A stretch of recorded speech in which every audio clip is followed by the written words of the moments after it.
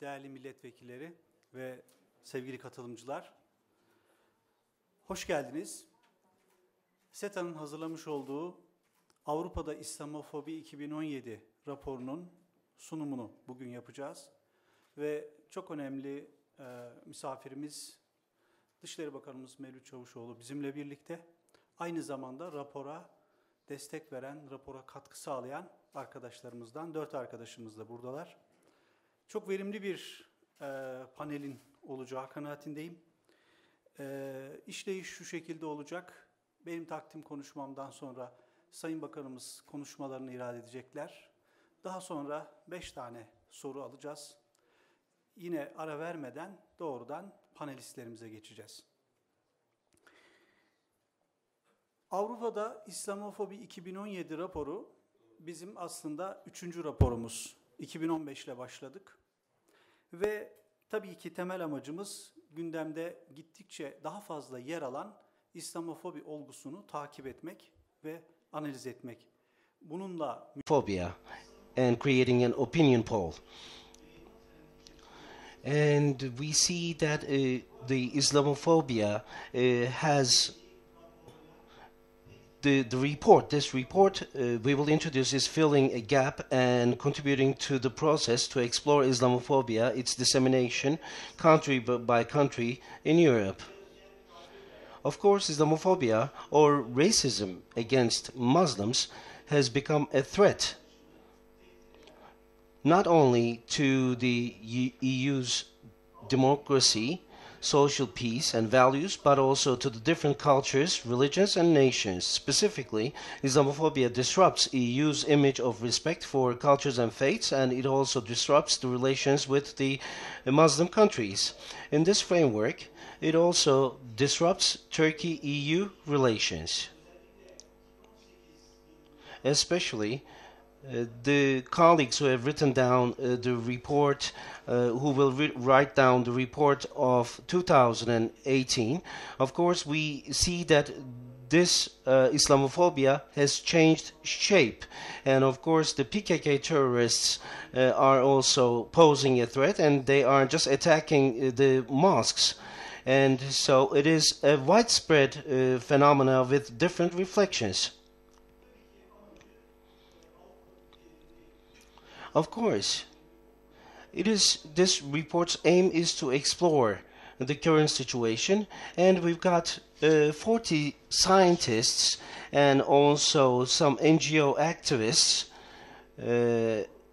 have prepared this country report, including Russia and Norway.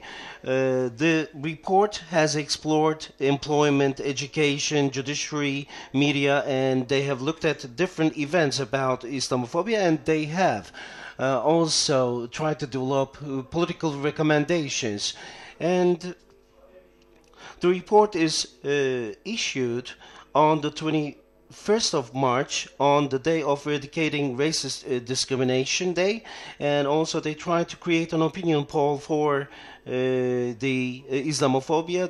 We are sending it by email, and we've got the PDF format, and also you can just easily have access through the internet.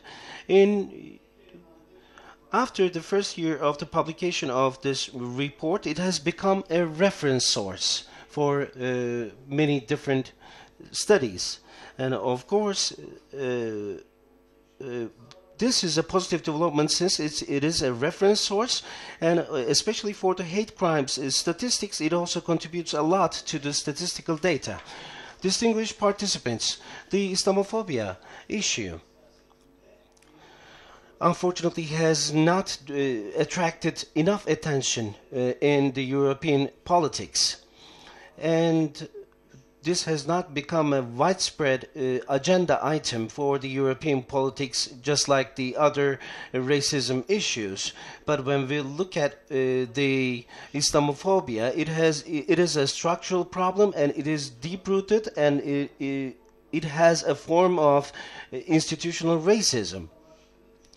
And we think that it is highly institutionalized. So I think we have to attract the attention to this point. of course, when we just talk about the existence of Islamophobia, we see that the capital cities of Europe was not really pleased. But this is not a far left or far right politics. It also has a high influence on the policies and the political matters, and it has been feeding other radical movements, and it is justified by other radical movements in Europe. So it is now a widespread phenomena, and I told you about the PKK attacks on mosques, and it has been justified. For instance, in the first January the 1st of 2015, the attacks on the mosques has increased 500%.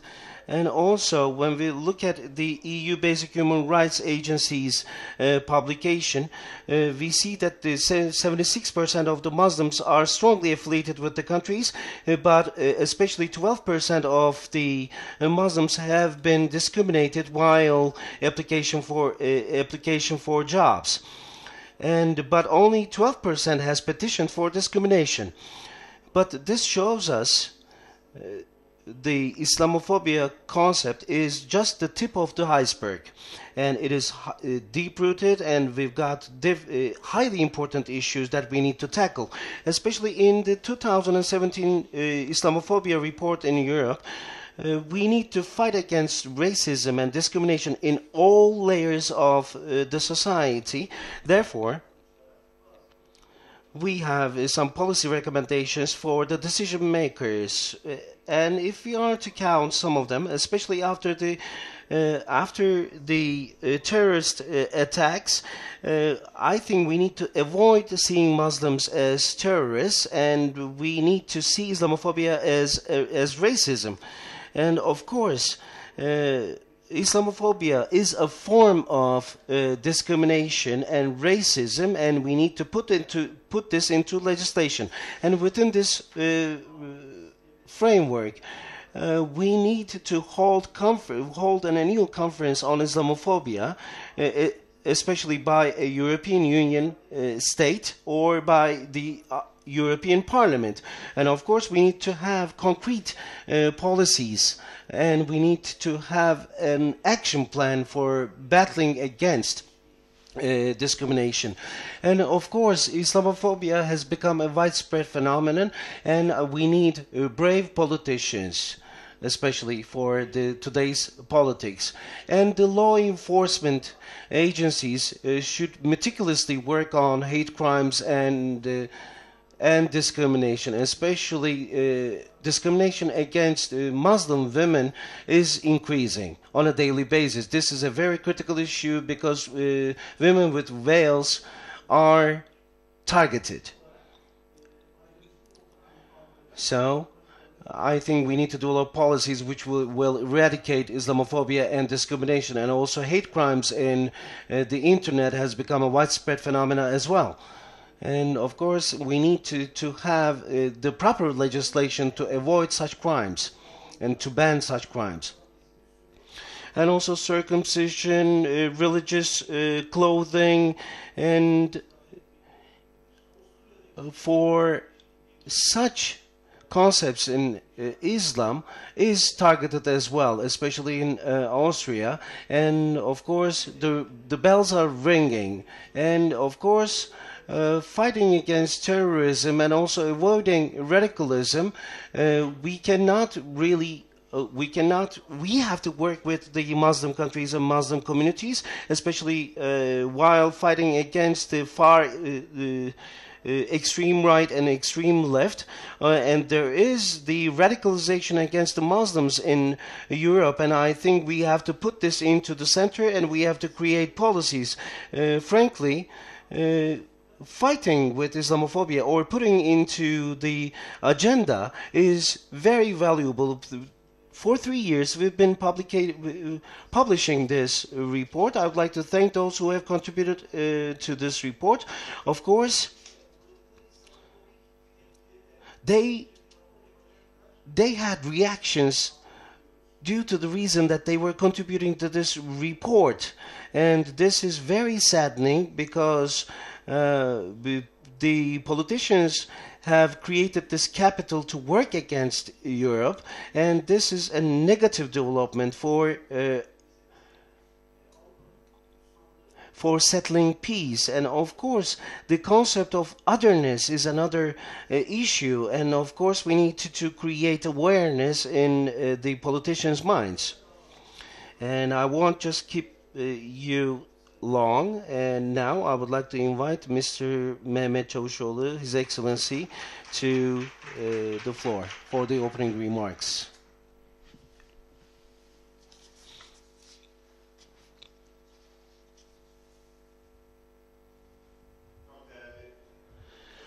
Distinguished participants, distinguished ladies and gentlemen,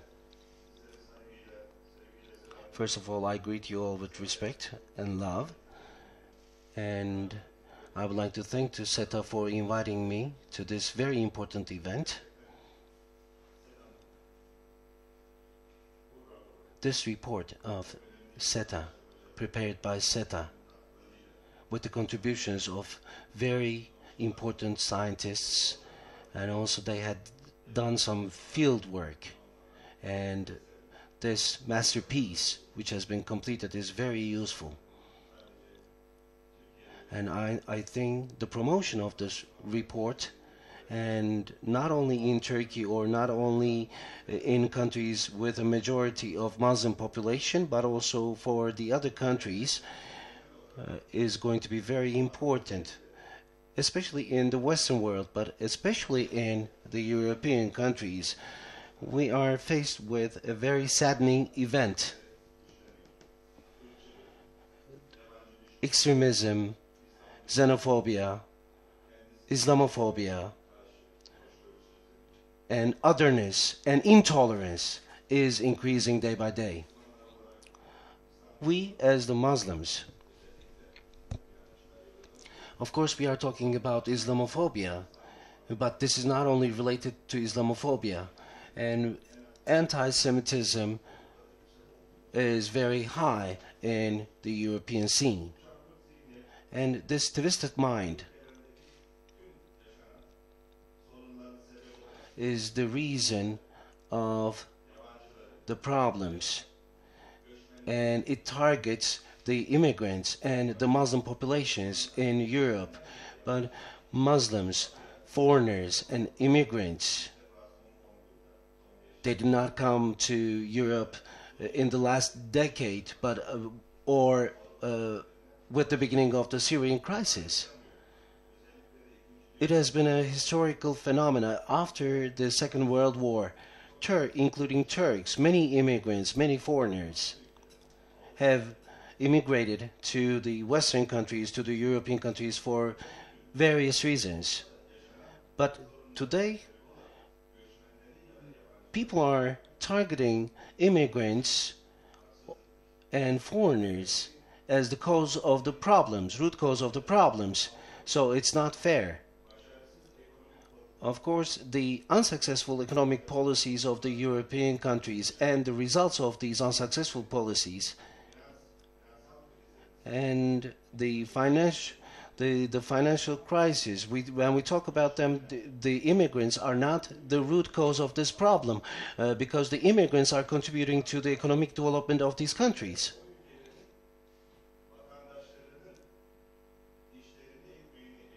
And also, they are not the ones who are just stripping the citizens' employment opportunities from their hands. They have contributed to the economic development and growth. And because of all these prejudices, the populist politicians are using these matters in order to get some more votes. And many populist politicians, they are using an extreme language. They are using the language of hate. But the language of hate is a crime in all European countries due to the European Human Rights Convention, and also in the verdicts of the European Human Rights Court, we can see this. Last year, in Germany, and during the elections in Germany and in other European countries, during the elections, they had a political discourse on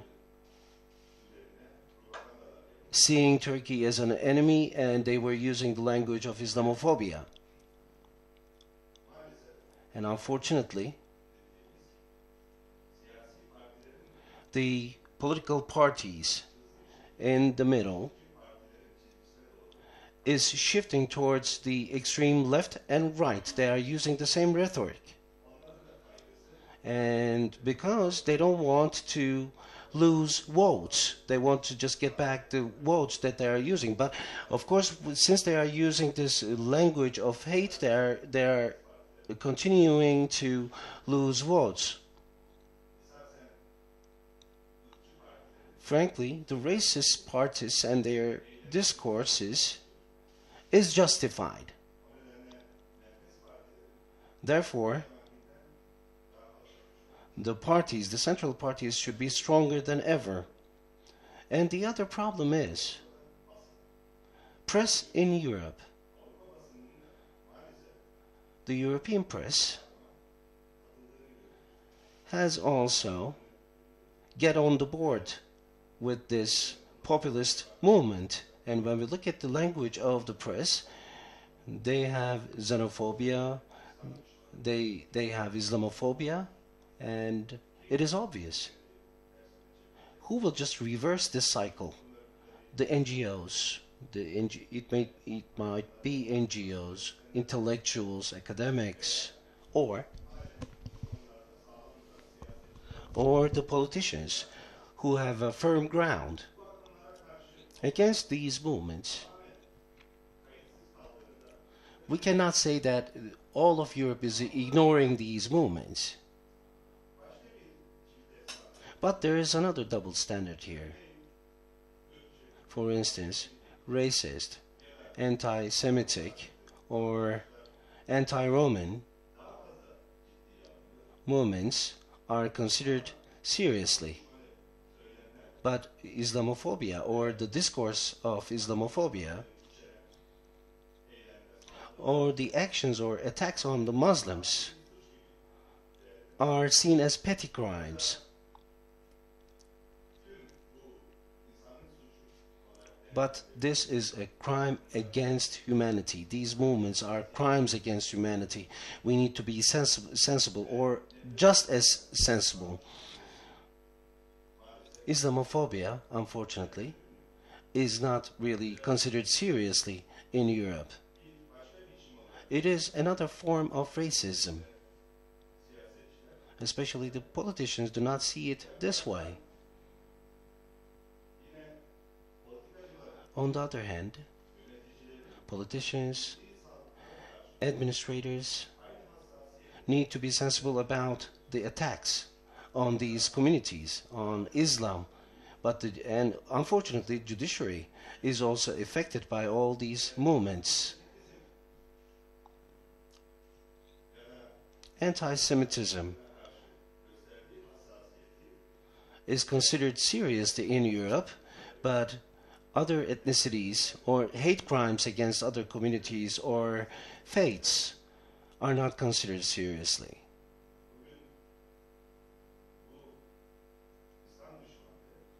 Islamophobia today, unfortunately,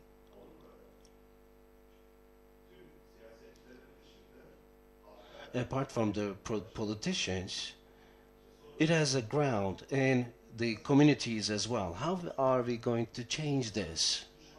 Islamophobia, about Islamophobia, the reports are being prepared and written and published.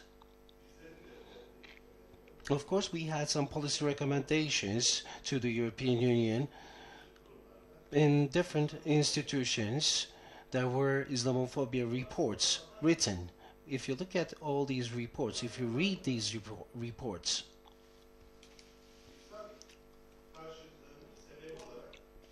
the root cause of Islamophobia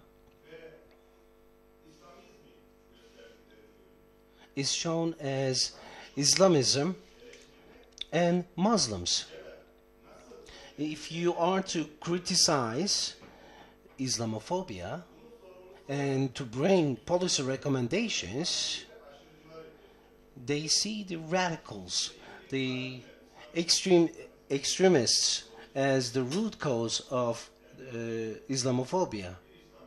There is only one Islam, and its meaning is peace. And in all policy recommendations, as Talip Bey was the head of the Turkish delegation, is all denied.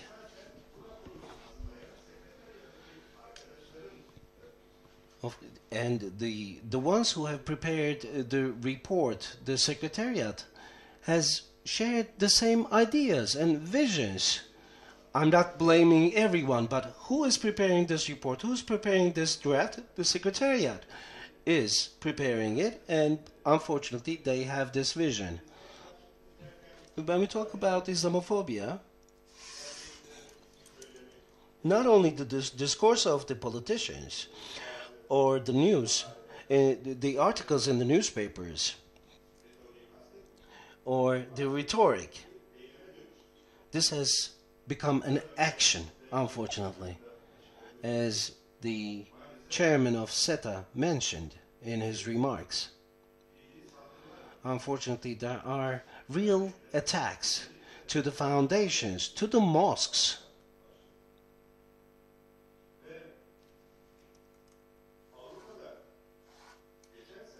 Last year in Europe, there were attacks over 100 with the motives of Islamophobia. These were attacks on our citizens, to the properties, to the mosques.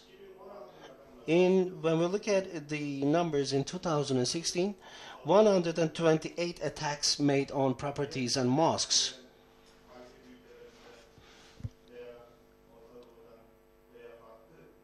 Of course, there are other community, other immigrants, other brothers coming from the North Africa, from Middle East. These attacks are only on our citizens. So we have an increasing tendency in the attacks. And with the YPG and PKK sympathizers, they attack on mosques and on Turkish citizens. So they just evaluate it as an internal conflict between the Turkish citizens. Of course, we've got some double standards, and these are some of the examples to the double standards. Of course, there are other incidents, there are other harassments which are not reflected in these numbers. Of course, we don't have the statistical data on the harassment of Muslims in the workplaces, and there is great discrimination against the Muslim populations. And of course, when you just apply for a job, we see the same discrimination, and it is increasing as well.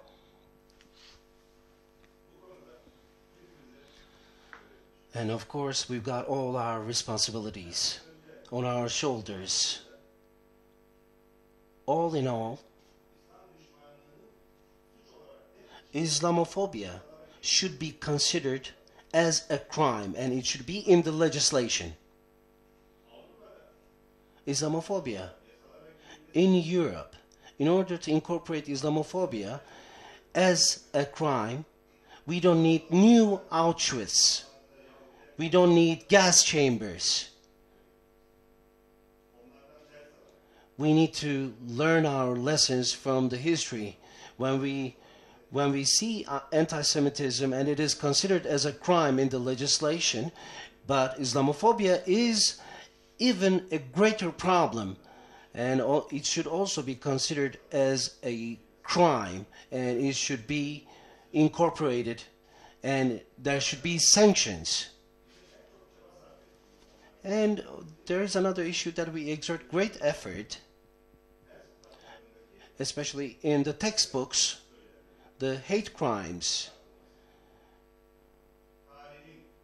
should be pulled out of these textbooks because there is a narrative of history which disrupts the psychology of the children, and these stories should be wiped out from the textbooks. Of course, when we were children, we were taught different things and wrong things. But in our textbooks, we don't have any hate crimes in our textbooks.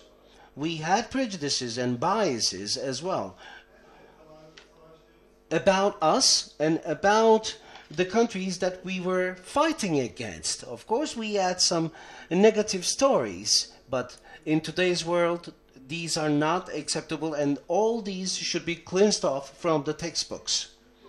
As Turkey, as the politicians against this movement, we recommend to work together in cooperation and collaboration with the country of the origins of the immigrants, and the destination countries should be in cooperation for integration of these immigrants to the third countries. For instance, the Religious Affairs Institution are cooperating with some of these countries, and we admit to the fact that no Turks are in these extremist movements. So because we are teaching religion from the right sources,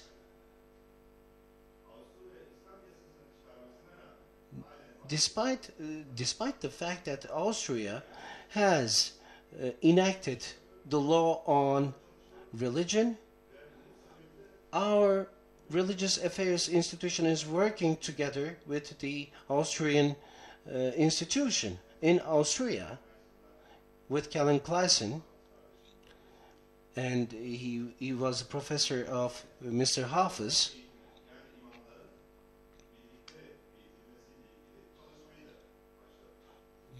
We started the education of imams together with Austria, but of course,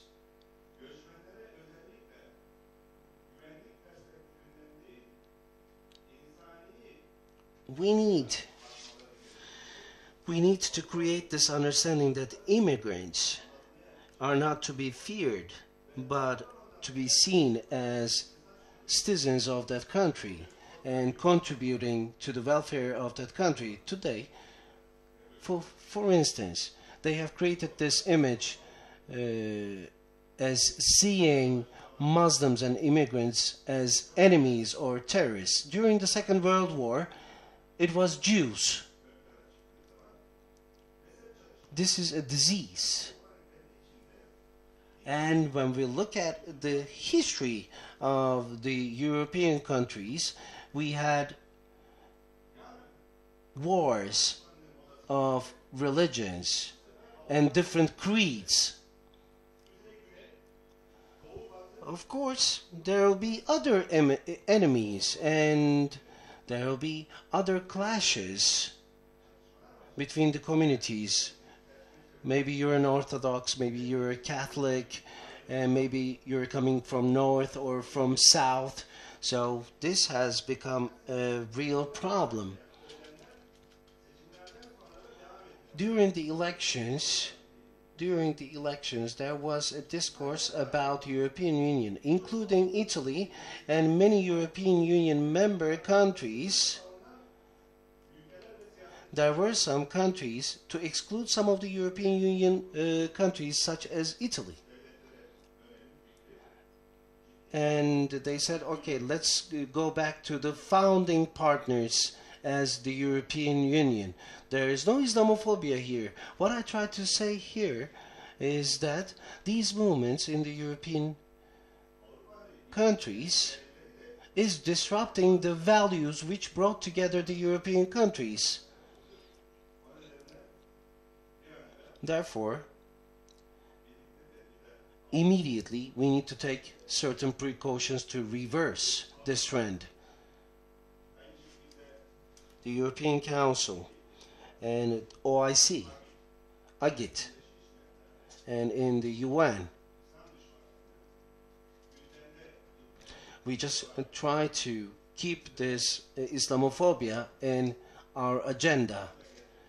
In 2016, in the OIC summit in Istanbul, we created the European Muslims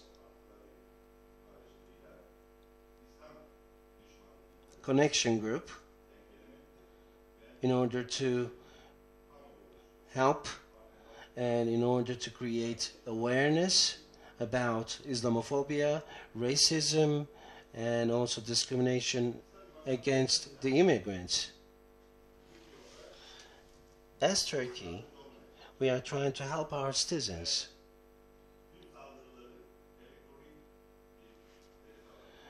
And we keep all the attacks in our electronic database. We just share it with the academics, and also we share it with the related institutions of our government, and also we share this information with our counterparts in Europe.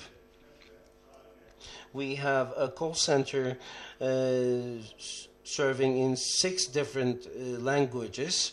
And whenever there is an attack on our citizens, we start to work immediately.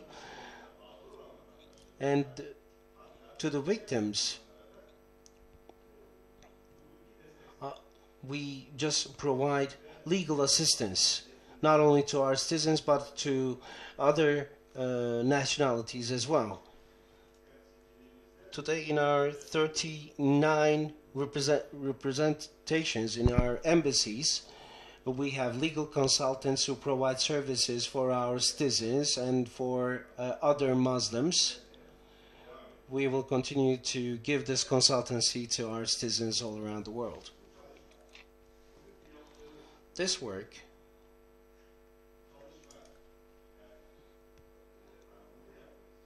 this report that we are promoting today is quite useful in order to create awareness. This has been a precious work. And of course, as the ministry and I myself will contribute to the promotion of this report, because this has been a hard process, because he visited some of the countries and they were oppressed, and the chair of SETA and the academics, due to this oppressive behavior, they had to retreat from this work. And you can see how this Islamophobia evolved. But this report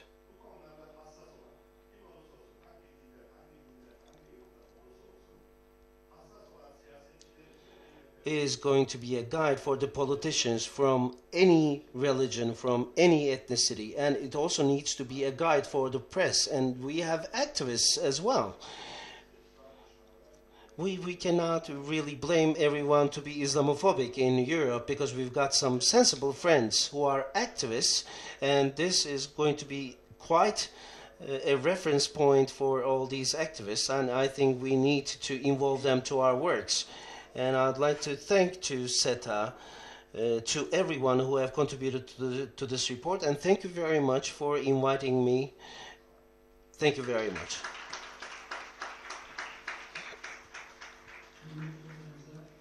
We would like to thank to His Excellency Mr. Minister for his opening remarks. We will have 5 questions.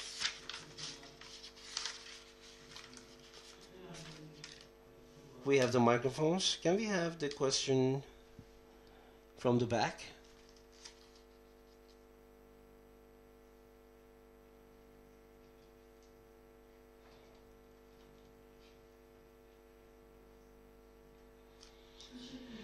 Thank you very much.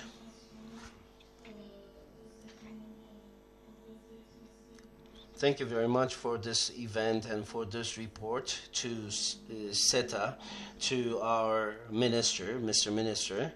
Thank you very much for your sensitivity. I am curious about one issue within the OIC.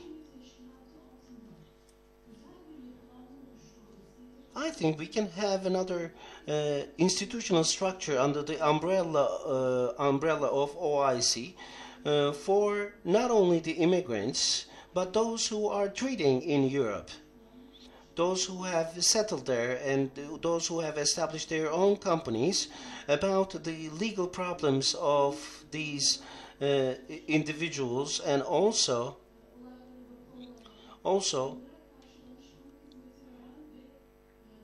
putting down all the incidents as a report. And in order to solve the problems of these individuals, can we just set up a structure under the umbrella of OIC?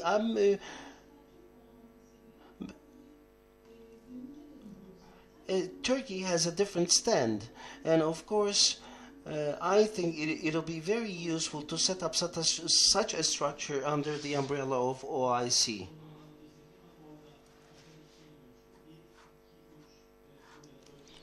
So we will have 4 other questions.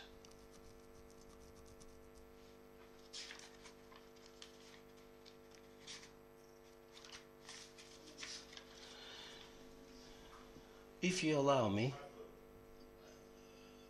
only one, please.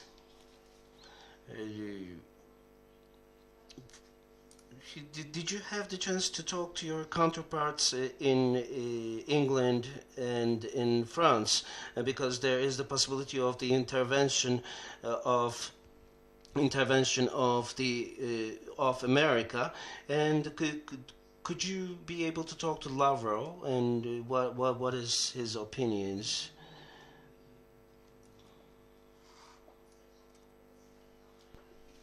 Sayın Çavuşoğlu, İstanbul'dan geldim. Sadece bu soruyu sormak için geldim. Hoş geldiniz, hoş geldiniz.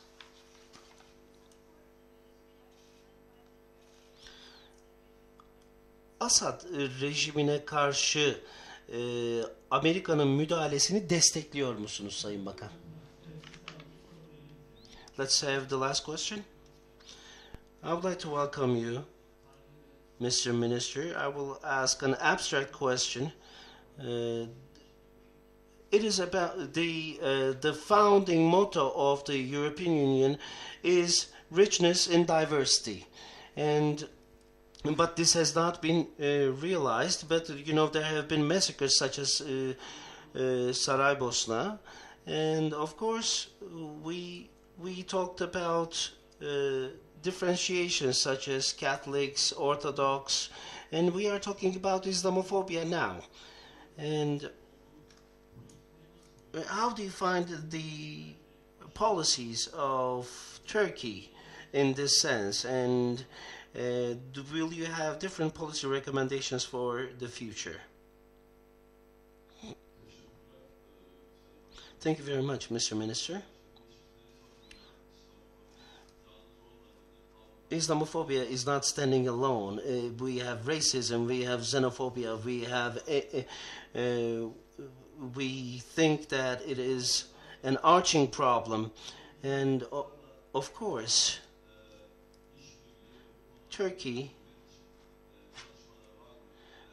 does Turkey have any other cooperations and collaborations in order to overcome these problems? Okay, thank you very much for these questions. Thank you very much. Well, in the 2016 summit, we had this connection group with the with the Muslims in Europe to fight against Islamophobia, xenophobia, and to help the victims of the Islamophobic attacks. and to stand by them and to continue to work together. OIC needs to be more sensitive about these issues, not only about this matter, about Arakan Muslims, for instance. I think they need to be more sensitive. In the 4th of May, together with the Minister of Foreign Affairs, we will go to Cox's Bazar in Bangladesh. We will have the meeting on the 5th, and this sensitivity needs to be displayed in all domains. We have Philistine group, Palestine group as well.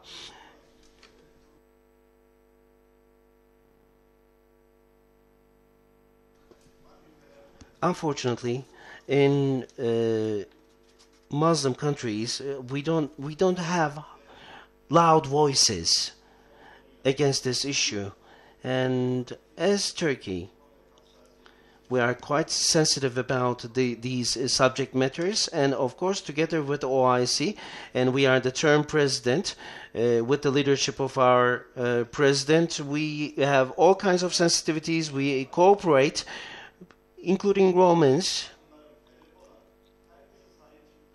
We want to cover up all people who are the victims of such crimes. And of course, we work together with the politicians who are against these movements, with the think tanks. I think we have to be unified because this is a serious threat.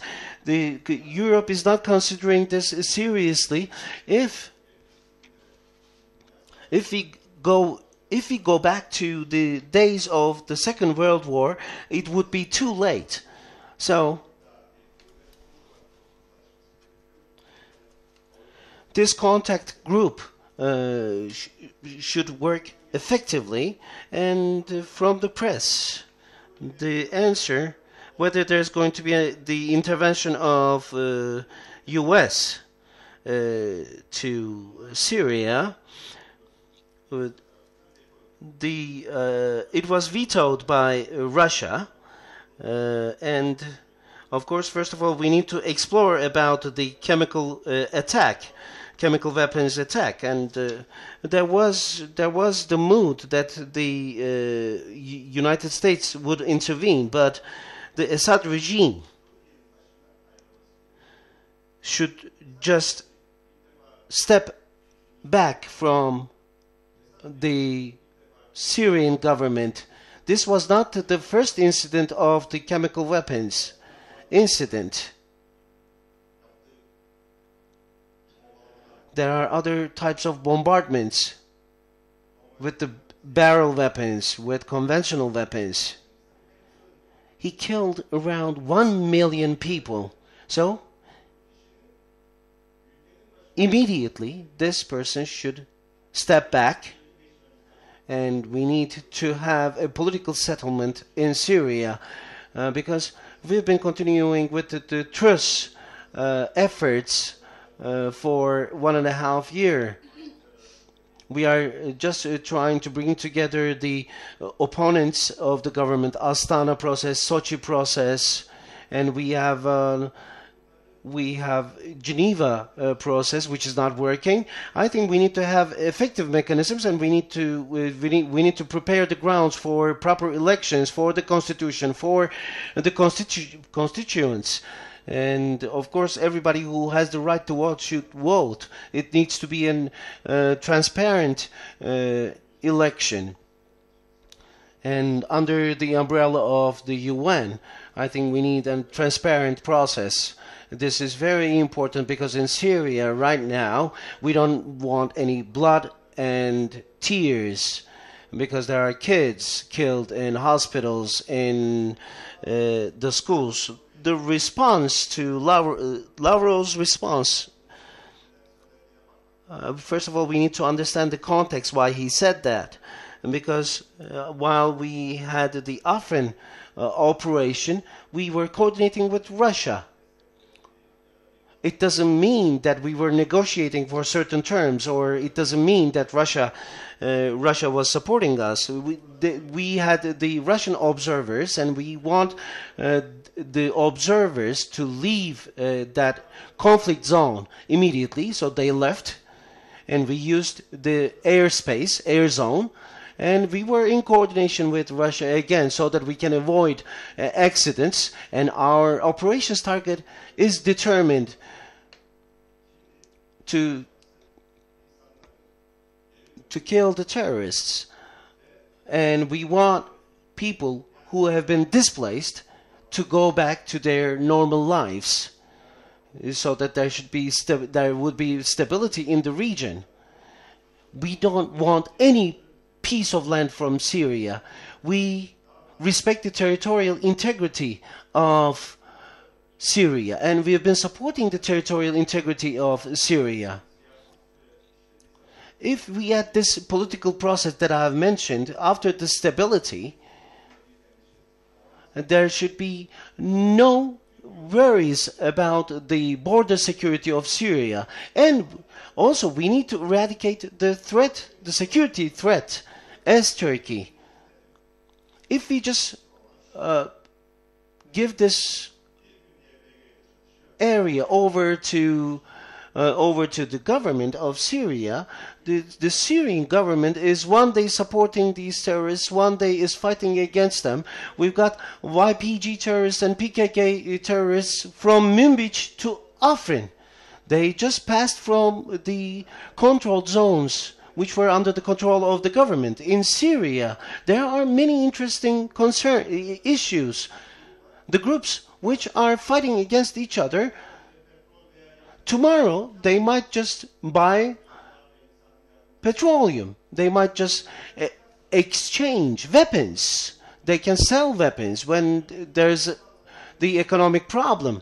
And they know that these weapons will be used against them. So this is a very complicated issue. Of course, these soils belong to Syria, but I've got security concerns, and these are justified. Just like the Frat Shield operation, we need to make these areas secure for the people living there, but we cannot force them. There should be voluntary return to their region. I think I have answered all the questions. Did I skip any? The French minister wanted to have a word, but we didn't. Our schedules were so tight and busy, so I think we will just have a fixed hour and date, and we will talk with the French minister, but there was no demand from the British side. We will start with the panel. This is the third of the European Islamophobia report, and I would like to thank to all our distinguished speakers. They come from different countries.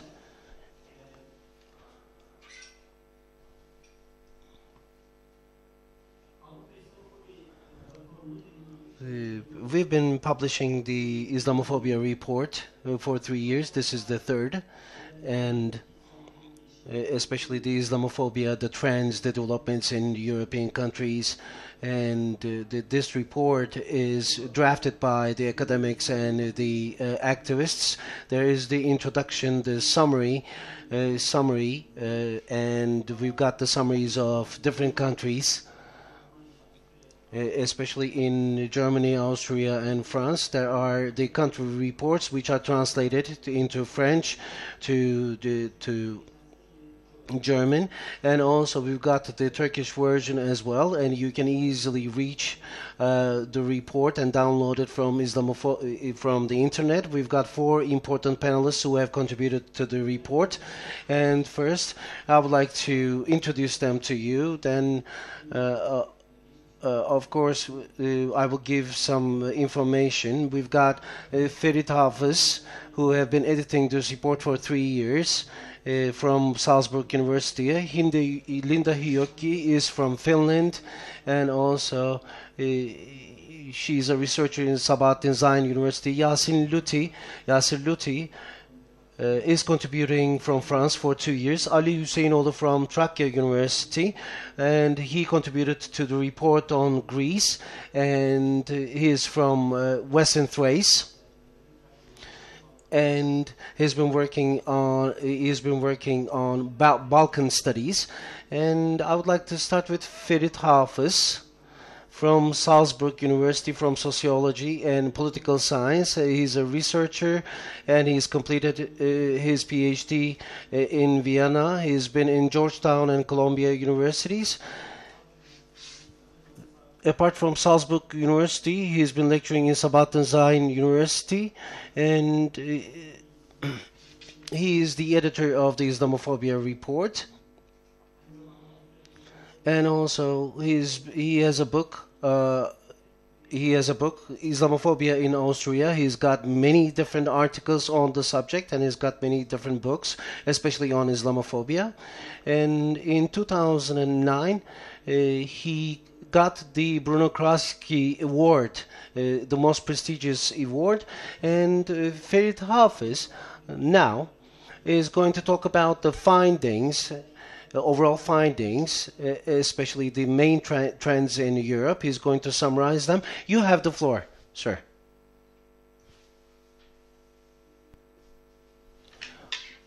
Teşekkür ediyorum Enes. Öncelikle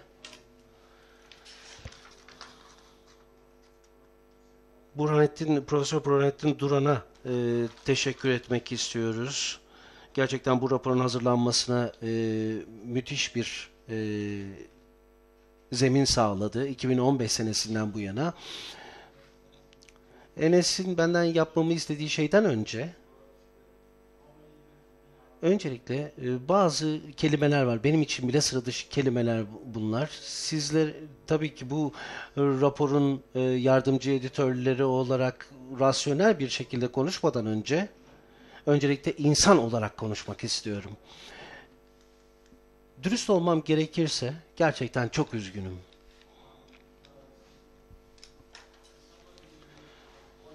Çünkü ben Avusturya'da doğdum.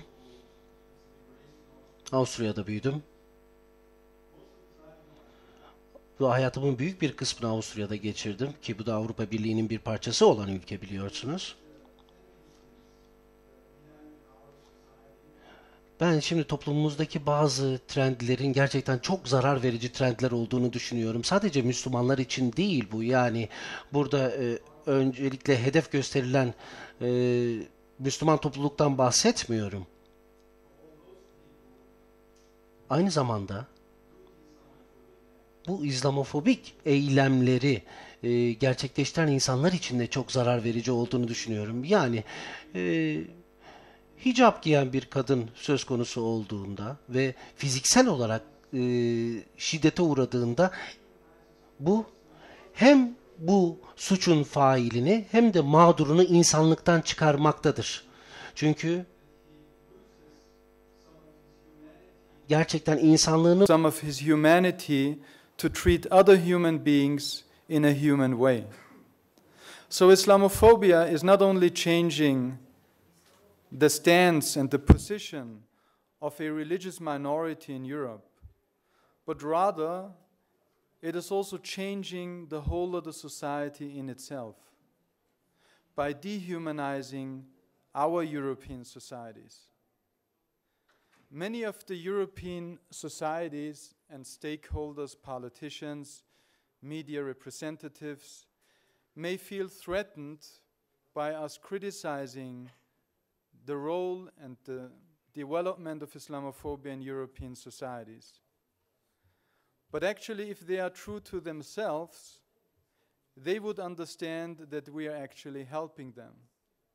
We are helping them to become more human, to be less racist, and to fight racism, which is a disease in every society.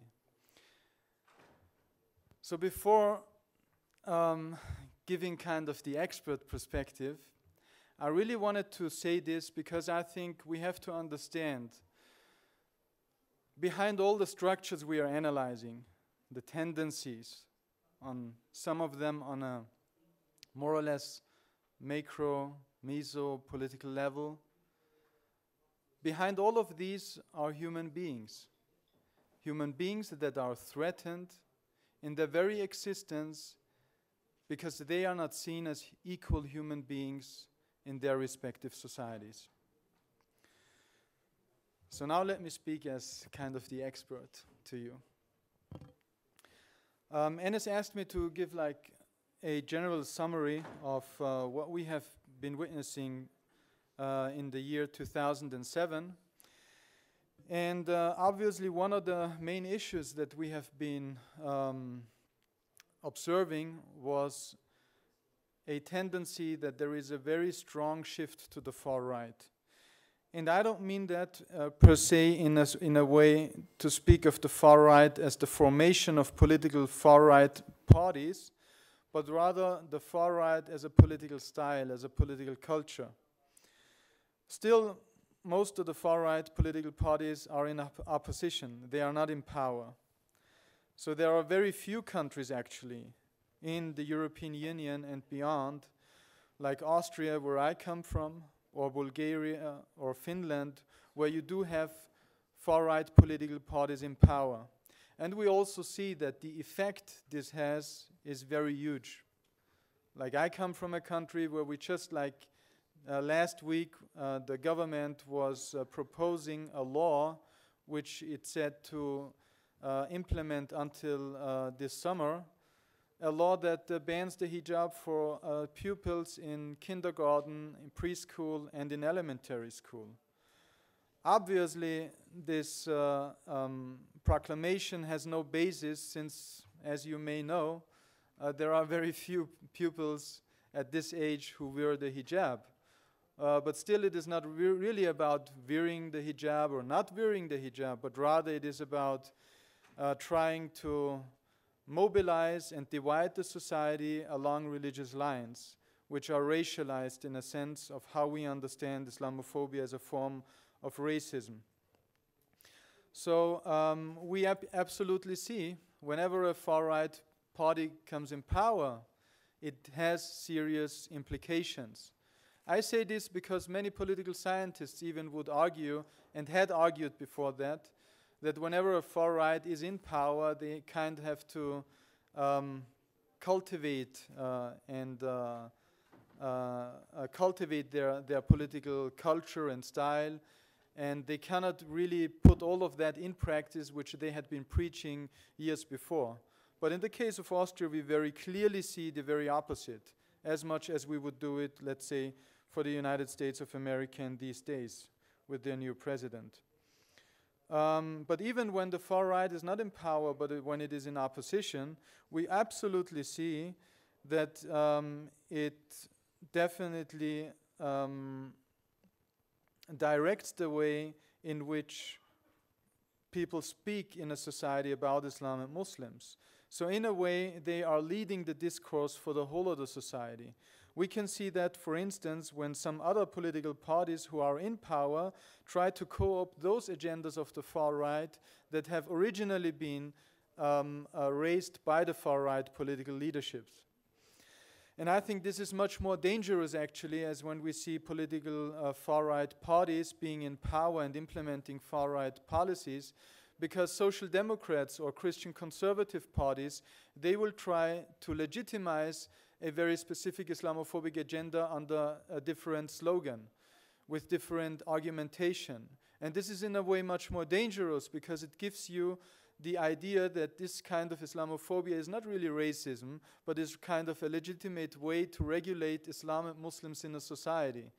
And it may be much more difficult to decipher this kind of racism because it's not as blatant and as much uttered in a biological way as it is in the case of the far right. So we have to be much more critical when we come across initiatives stemming from the so-called centrist parties in their way to implement Islamophobia as a political, as a legislation or as a political demand.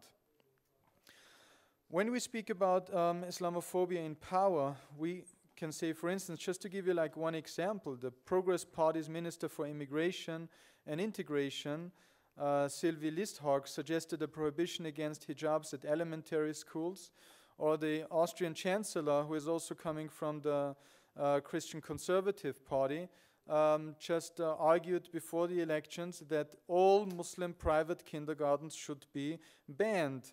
At the very same time, he would argue that this should not be the case, obviously, for Catholic or Protestant or Jewish kindergartens, since they are kind of seen as part of the white super power structure, while Muslims are excluded from being part of the society by racializing them as the other, and scapegoating them and seeing them as a security threat, and by that legitimizing a different way how Muslim people are treated in contrast to Catholic, Protestant, Jewish people.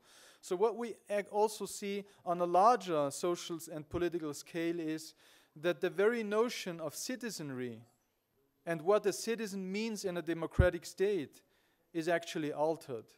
And it is legitimized to treat people different in a way based on their religious identity.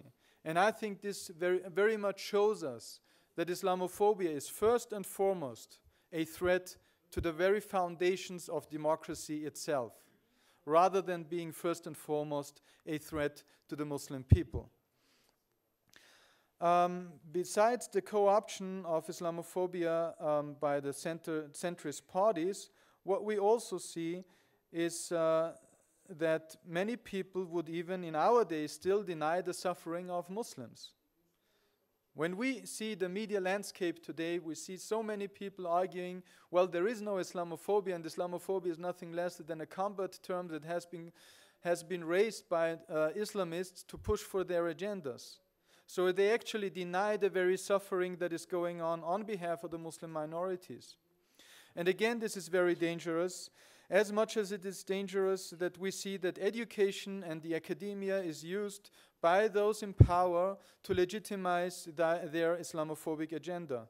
We had cases of, in 2007, in Sweden as well as in Austria, where some Islamophobic institutions like the European Foundation for Democracy, which is based in Brussels, has published a number of reports on an alleged Islamization plan of the Muslim Brotherhood in Europe, arguing actually that all of those critical voices that come from the Muslim people in Europe are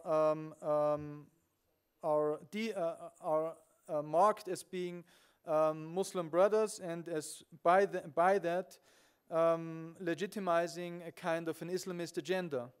But what we see actually is quite the opposite, that what we can observe is that academia is used to kind of delegitimize every kind of Muslim leadership in Europe, and whatever critical voice comes out in the public space, that it is first and foremost immediately criminalized as being part of an Islamist conspiracy or something the like. Another very negative trend what we can see is the legalizing of Islamophobia. Early in 2007, the Austrian government, made up of social democrats and conservatives at that time, passed a law that outlawed the veiling of the face.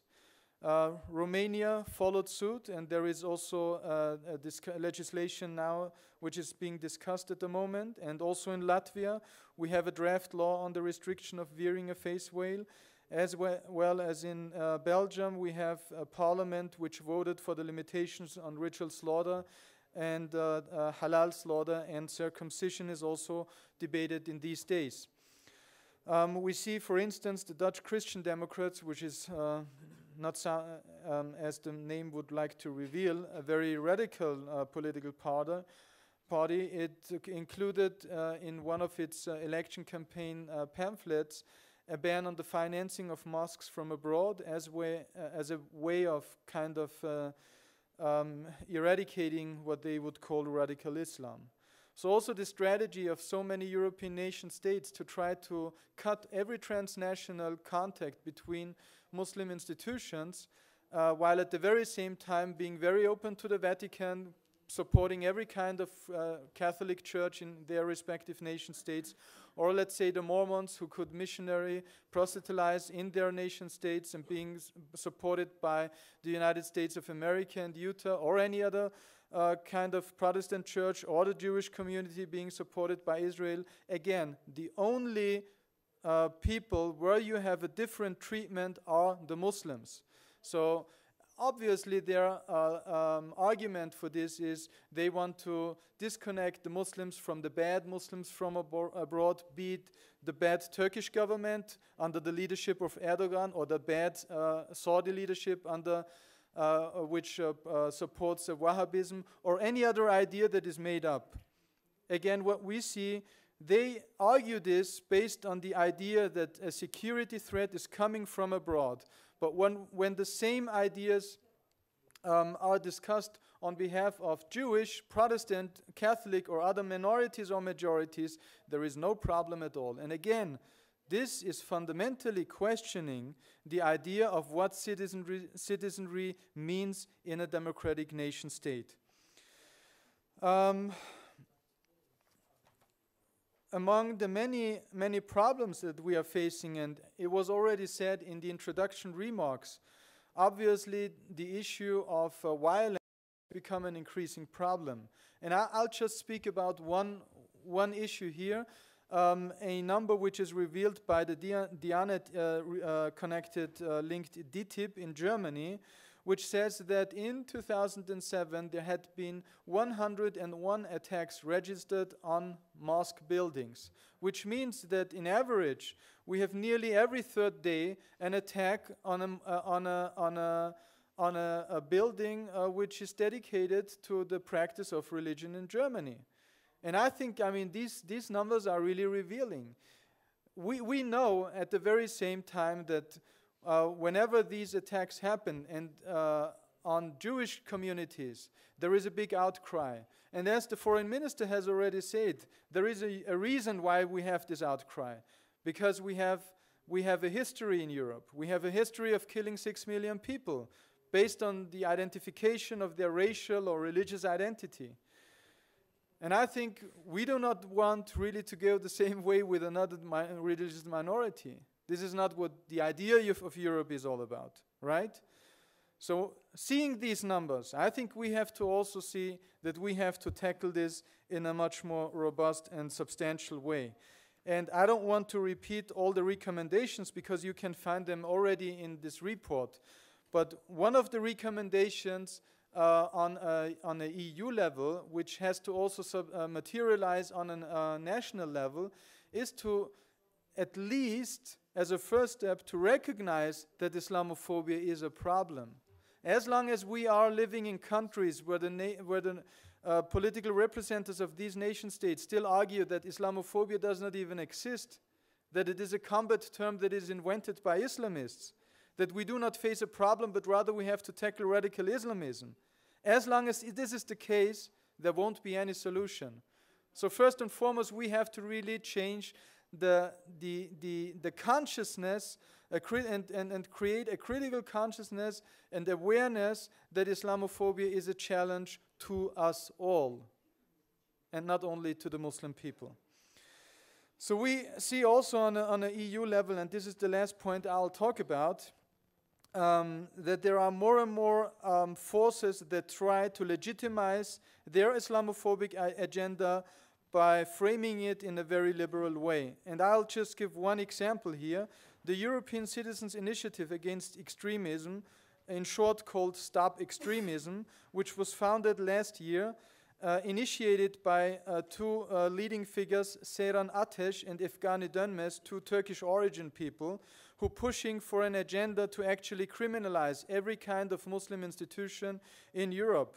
Why do I say that? Because amongst their call is the, I quote, the introduction of a joint EU-wide watch list to which individuals and organizations with an extremist background could be added, end quote. So what they want to do is to introduce an extremism-free certification for organizations and businesses. In other words, for everybody who knows the history of McCarthyism and anti-communist agenda in the United States, this is nothing less but a new McCarthyism against the Muslim population in Europe. And I think these initiatives are very dangerous. They frame themselves as defending the liberal values of Europe, but they're actually doing very much the opposite of that. So we have to be aware of all of these tendencies and fight that on every level that is possible. I hope at the end that the European Islamophobia report, and we know that it is read widely and disseminated widely, people are aware of it, even if they don't want to talk about it, even if the media outlets try to neglect it, we know they are reading it and they are aware of it. They don't have to write about it, but they just should follow the recommendations. This is what we are looking for. This is why we're doing that. We want to do something in order to make our Europe, and I'm speaking first and foremost here not only as a political scientist, but as somebody who is a citizen of the European Union, of Austria. We are doing this to actually help Europe to be a better place. Thank you for your attention. Thank you very much for it. I think your last comment was also important. Turkey is itself also part of Europe, is a candidate country for the European Union, also is affected by all these developments. It's affecting our relationship with the European Union, and we see this in the post 9/11 area, especially Islamophobia is really became one of the main factors that is affecting our relationship with the European Union. Many of the European countries, many forces are opposing a Turkish membership only because Turkey has a Muslim majority society. And of course, recent discussions there are other discussions, but this is, I think, one of the main factors. I mean, we see this is a constant issue. I would like to also add some quotes from politicians in Europe. You have mentioned that it has become normalized, and it's not just in the far right, but also other parties. And I just want to quote some politicians from different European countries and their statements. These are, some of them are from acting ministers, some of them are prime ministers, some of them are from far right parties, some of them are left parties. So let's start with Austria. Sebastian Kurz, current chancellor, he said, and it's interesting, in Sarajevo and in Pristina, women are paid to wear the full veil in the public, and we cannot look on and do nothing. And that's interesting. In Cyprus, the Archbishop of the Cyprus, he said, persons from Turkey who moved and settled in northern Cyprus are uncivilized and unclean Orientals who beget a dozen children each, who have no manners and will never be Europeans. In Finland, former chairman of the Finns party youth branch, he said, the fewer Muslims there are in Finland, the safer Finland will be. In Denmark, the leader of the Social Democrats, he said, there is no need for Muslim private schools. They will be strengthening the isolation of Muslims. A school with a foundation in Islam is not part of the majority culture in Denmark. In France, the Minister of Education, he said, mothers should not be allowed to wear a headscarf during school trips. You know, it's just not about now the children. They are also interfering with the headscarves of the mothers of the children in the schools. And it goes on. There are many. You can find all these Islamophobic statements. There are many in our website. And also another one from the United Kingdom, former leader of the United Kingdom Independence Party, Nigel Farage, he said, internment camps for 20,000 Muslims linked to the extremist organizations may be needed in the future. And I think this is also one clear sign what you have been talking about, that we don't want to repeat the same mistakes that we have done in the past. So I would like to pass on and continue with Yasser Lutie, and let me introduce him in detail. Yasser Lutie is a French-based human rights and civil liberties activist. His work focuses on racism and state repression, having been active for over 20 years with grassroots movements, both within and outside of Western Muslim communities.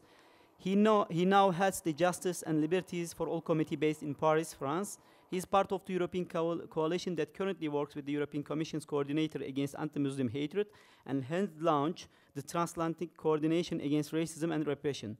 He's a regular contributor to various international news outlets, including Al Jazeera, France, 24 Channel, and CNN, on questions of racism, French politics, privacy, and militarism. His writings are published by Al Jazeera, Alternet, Middle East Eye, Liberation, and the University of Berkeley's Islamophobia Studies Journal, among others. He was educated at the University of Paris in English Literature and Civilization. Yasser has wrote the European Islamophobia Report French section, and last year he was also the author. So the floor is yours, Yasser, please. Yeah, you can.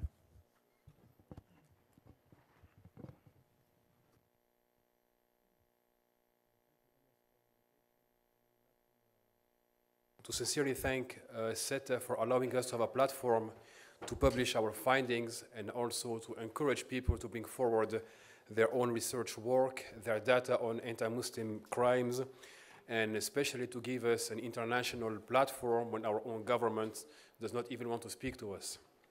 I'm not speaking as a Muslim citizen, I'm just speaking as a citizen of France and a researcher on the topics of racism and repression.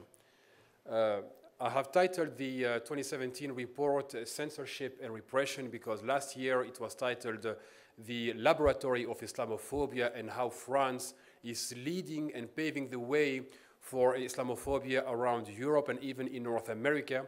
And we see that many times when you have far-right parties or even so-called centrist parties trying to legalize or legitimize Islamophobia, they oftentimes refer to France as a reference and using French manufactured arguments to justify it. This year has been, 2017 has been a very tough year for French Muslims, and Islamophobia has best expressed itself through censorship and repression, as we will see.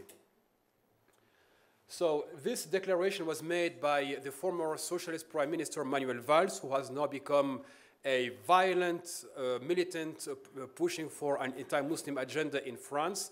We don't even know what he does aside from occupying the media and constantly bashing a new vision of laïcité. For those of you who are not familiar with laïcité, laïcité is just the law of 1905 that officially separates state and churches. That's it. It means no interference of religion into state affairs and vice versa. Nevertheless, we have now a tendency that has become ever more present, pushing for a new definition of laïcité, what we call neo-laïcité or new laïcité, saying that neutrality does not apply only to the state, but also to individuals, meaning that they have to push for the neutrality of public space. Try to imagine a society when in which you are told that you have freedom of speech, but only at home. Freedom of religion, only at home. You can criticize the government, but only at home. That's not a democracy. I'm sorry, that's a dictatorship. And that's exactly what these people are pushing for, that the visibility of Muslims should be banned. The first steps were taken in French public schools, which is sad because we had state institutions like the Council of the State backing young Muslim girls wearing the headscarf at first, but the political pressure and the media pressure was such that within 15 years, we went all the way back and passed laws to ban such Muslim visibility. So Manuel Valls declared that Islam will be a central theme in the 2017 presidential election. He was right. That's how the presidential election began in the summer of 2016. The Burkini affair, and you had white men passing laws asking Muslim women to dress as they wish. And the arguments brought forward by these mayors were laïcité, French values, countering extremism, or no, countering and good taste. This was the main conservative presidential candidate, François Fillon, who had to give up his campaign because he was, being, prosecuted for misuse of public funds. And this is his book, Overcoming Islamic Totalitarianism. And the book is all about the security and identity threat represented by Muslims. In the report I wrote, you will see an extract of his discourse in which he singles out Muslims for not only being in of themselves a threat to French society, but also for not doing enough against those radical Muslims without ever defining what radical Islam is. And what has been normal in the past for the past several years is that Islamophobia is not a monopoly of the far right. It never was. It may have been expressed blatantly by the far right, but it is a point of convergence from the far left to the far right. When you have, for example, Marine Le Pen, the leader of the National Front, declaring that she recognizes herself in the speeches of Manuel Valls as socialist prime minister, and at the same time you have a person like Jean-Luc Mélenchon, who pretends to be a far-left revolutionary and who pretends to be France's Jeremy Corbyn or Bernie Sanders. This is what he says: in France, we don't wear head scarves. And when Marine Le Pen went to Lebanon and refused to cover her head while meeting a religious figure in a mosque, he also gave her support. And when asked by a political journalist in France, yeah, but you're asking Muslims as if they were foreigners to abide by French rules, yet you have French politicians going to Muslim countries and refusing to respect their customs. He said, yes, we as French people, wherever you go, we do as we wish. Nobody tells us what to wear. And aside from the political system of France, we have to pay attention to the way Islamophobia has become part of our legal system. All right, brace yourselves, ladies and gentlemen. These are all the measures passed against Muslims, either laws, measures, ministerial circulars, commissions being set up against French Muslims. You know, I stopped in 1987, didn't want to go back because it was too much work. And then in 2016, that's why Islamophobia is permanent in France. These are all the laws being passed: the banning of the headscarf in schools, the banning of the full-face veil, the ministerial letter banning Muslim mothers from attending school field trips, the anti-terrorist strategy based on the criminalization of Muslims, and the list goes on. But aside from that, a very worrisome trend has been made public, is that the European Court of Justice ruled that if you terminate a Muslim employee for wearing a headscarf, it is not direct discrimination. All right? And then the French Cassation Court, which is the highest court in France, ruled that you cannot terminate a Muslim employee for having a Muslim visibility unless you ban it in the internal rules of the company. And that's actually a trick given by the French Cassation Court, saying, hey, employers, this is how you do it and still be within the limits of the law. So please change your internal regulations, ban Muslim visibility, and after that you will be protected.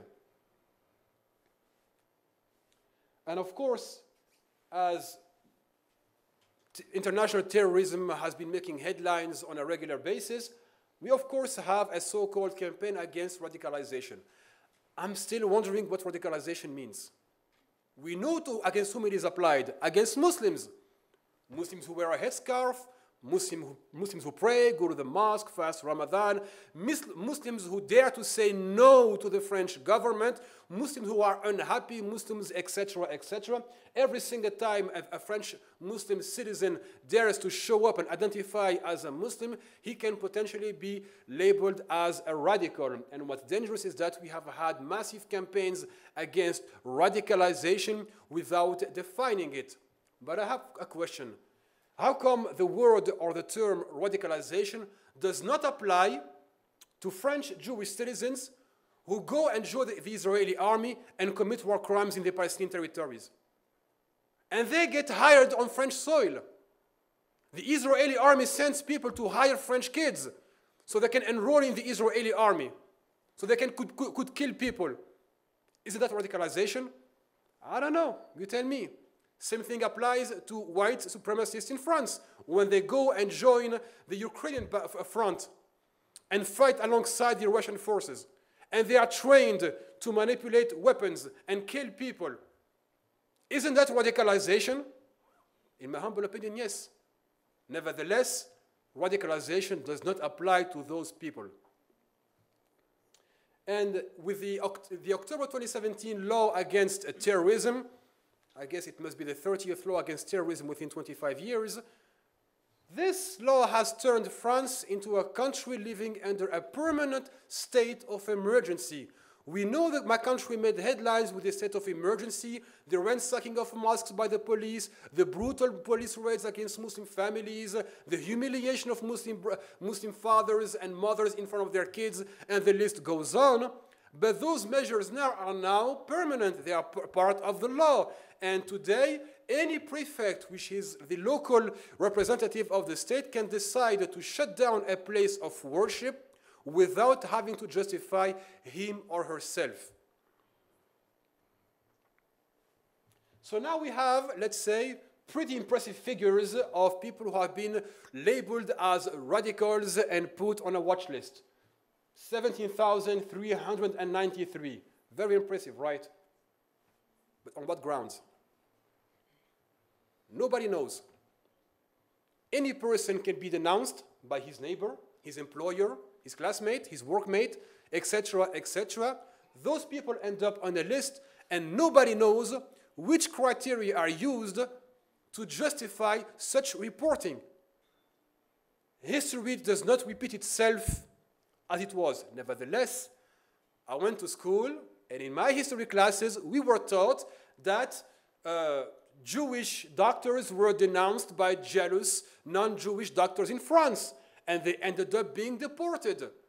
And when you have the French state opening hotlines and asking for people to denounce any person who looks like a radical Muslim without telling them what a radical Muslim is, or let's be ambitious, what radicalization means, you are opening the floodgates to massive denunciation of people. And if you want to put aside the moral question, how in the world can you process 18,000 names? You are just amassing a wealth of information that nobody can process, yet people end up on a list without knowing what's going to be done to them. A few weeks ago, a former French intelligence officer wrote a book, and he recognized that all French Muslims who go to the holy city of Mecca end up on a list, the famous Christina file. Every single name that leaves France towards Mecca is on a watch list, and many of them get interviewed. The poor people go there like, maybe my application has been missing papers, etc. No, they get interrogated on their beliefs and why they're going there, etc. And that is why French anti-terrorism policies have been a failure and an example of failure for the rest of the world, because on the one hand, we know Muslims all over the world are the first victims of terrorism, but at home in France, the US, the UK, or other countries, or in Austria, they are also the first enemy. So who is the sole winner? The extremist groups on both ends of the spectrum. The terrorist groups on one hand that say Muslims do not belong in the West wherever they are, and the far right and the Islamophobia saying that Muslims do not belong here. And unfortunately, the French state, like any other Western state that I can think of, has lacked the political courage to say we have an obligation to remain neutral, but especially to protect our own citizens, on the condition that French Muslims are considered fully fledged citizens. The reason why I speak about state-funded Islamophobia in the media, because we have two kinds of media. We have state-owned media, Radio France, French Radio France, and France Télévision, the television of France. Both are owned, of course, by the French government. Their management team is nominated by the state, etc. But when you have a leading conservative magazine like Le Figaro making a special report on l'Islamophère or the Islamosphere, the investigation on the agents of influence of Islam. Just take a look at it, and they included every single person, Muslim or non-Muslim, who stands against Islamophobia. That's the only crime. You have people's names being put on a list on a magazine. You can tell me, well, freedom of speech, etc. I'm a staunch advocate of freedom of speech, and I don't think speech should be regulated unless you are calling for violence or destruction of property or to target minorities. The problem is that this magazine is heavily funded by the French state, where about 11 million euros are given to this news outlet.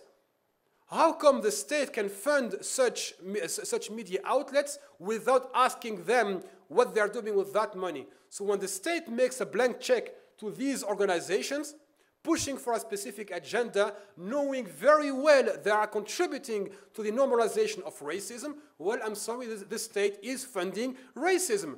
And it cannot pretend to not know because everybody knows what Le Figaro publishes on a weekly basis. The end point here is that with the evolution of the situation of Islamophobia in France and more broadly the situation of human rights, civil liberties, and the implementation of drastic measures of mass surveillance, the arbitrary measures or the arbitrary capacity to target people from state agents, France is no longer in a position to lecture any other country on human rights, civil liberties, or the rights of minorities. I'm sorry, when in a country Muslims don't even have equal access to schools, to healthcare, to political representation, when the French state violates laïcité, the secular law, saying that we have to organize French Islam, it is not on the state to organize French Muslims, it is on French Muslims to organize themselves. And one of the arguments brought forward is that we have to organize Islam because of the terrorist threat. How about you let Muslims act like grown-ups and decide for themselves? I don't hear the French government interfering with the organizing of the Catholic Church, despite the numerous cases of pedophilia. I don't hear the French government interfering with the organization of the Jewish religion when the Israeli army comes to synagogues to hire and recruit and enroll French Jewish kids. We don't see that. And in the laïcité, to me, is a very sacred law. That's the protection for religious communities from the authority or the interference of the state. And it is on the state to respect the very values it proclaims, both at home and abroad. I'm going to quote one of our leading scholars in France, leading law scholars, Mireille Delmas-Marty. This is not Yasser Lutie speaking, it is her saying, with the passing of the October 2017 law against terrorism, France has entered an era of soft despotism. Thank you very much. Thank you very much, Yasser. You have summarized the situation in France, of course you mentioned the radicalization, and of course, and this is one of the main policy recommendations in the report, that of course there are radical elements among the Muslim communities, and they are carrying out terror attacks. Nobody can deny this, but the only problem is that these anti-terrorism laws and also anti-radicalization, let's say, programs only target Muslims. Whereas in Europe, as you mentioned, there are far-right radical movements carrying out terror attacks against Muslims. It's happening already, and this is also part of our report. There are also radical left movements, leftist terrorist organizations who are also carrying out attacks and who are also recruiting. And one of them is also mentioned in the speech, in the opening speeches, is the PKK is recruiting Kurdish, among the Kurdish youth all around Europe, and sending these kids to Turkey, to Syria, to be part of this terrorist organization. And not only them, but also radical far-right, local far-left, are also recruited by the PKK. And also these groups has to be part of these anti-radicalization, let's say, policies and programs. But we are only seeing a focus on Muslims. And as you said, the let's say, focus is very, very, very wide, and the Muslims are become suspects only because they are wearing headscarves, or only they are going to Mecca for Hajj, or only they are they have a long beard, and that's a really I think a big issue here. Okay, let's move on, and I would like to give the floor to our third panelist, Linda Hyökki. She is a research associate at the Center for Islam and Global Affairs at the Sabahattin Zaim University, and also a PhD candidate at the Alliance of Civilizations Institute at Ibn Khaldun University, Istanbul. Her work and postgraduate studies focus on Islamophobia and Muslim minorities, identity studies, multiculturalism, alternative epistemologies, and qualitative research. She graduated from the master's program, Language, Culture, and Translation at the University of Mainz, Germany, and has worked as a freelance translator and teacher of German as a foreign language. Hyökki has been authoring the European Islamophobia National Report since 2015 and strives to combine her academic endeavors with social activism for social inclusion and dismantling of racism in her native country, which is the Finland. Besides Finnish, she speaks English, German, Swedish, Turkish, and also reads French. The floor is yours, Fran. Yeah. Thank you, Enes. All right. I'm very glad to be here. Actually, it's my second time since I was also invited last year. Very many thanks to SETA for this opportunity, and I'm also happy that I was able to write the national report for the third time. Many thanks for the audience who stayed so long to listen to my speech as well on our little northern country, a young asylum seeker with American background in the city of Turku attacked civilians on a market square with a knife.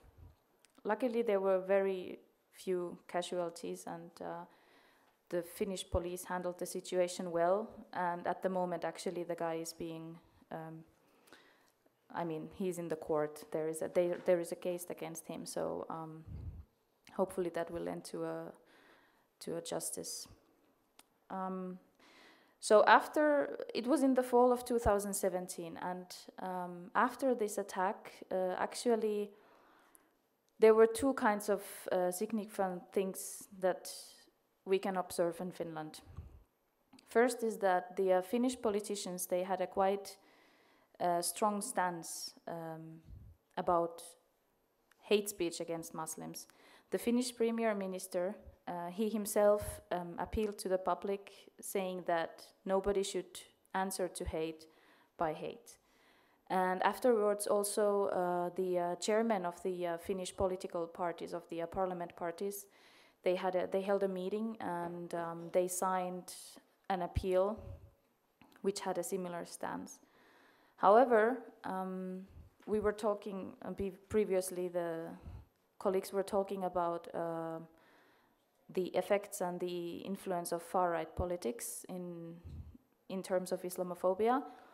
In Finland as well, the Finns party, a politician named Laura Huhtasaari, she was in this meeting that was held, and I think it was the next day or the day 2 days after the meeting, she gave, even though she also signed the appeal, she gave Islamophobic statements in a plenary session at the parliament. And interestingly, when she was questioned about why she would go so radically against the appeal that she actually had signed with the other politicians, and basically whatever she was saying was very contradictory to her own actions, she said that, oh, well, I understand hate speech as a hate speech against the West. So she was basically denying the whole possibility and the actual objective of this appeal that was signed in a way of hate speech against minorities, and especially in an Islamophobic way against Muslims. Obviously, the other politicians were disappointed in her actions.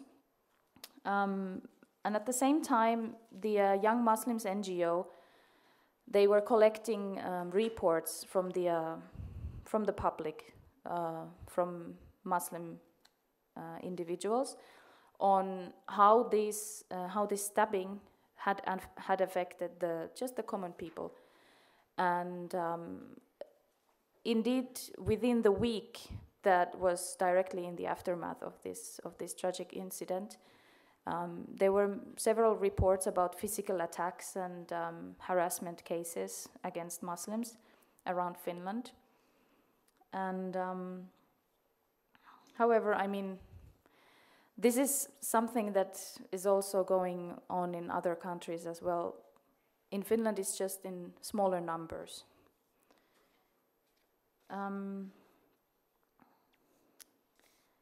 So Yasser Lutie was saying about the other politicians or in other countries, France being taken as an example. And we had also 2 citizens' initiatives actually that were started in Finland in 2017, which whose objective was,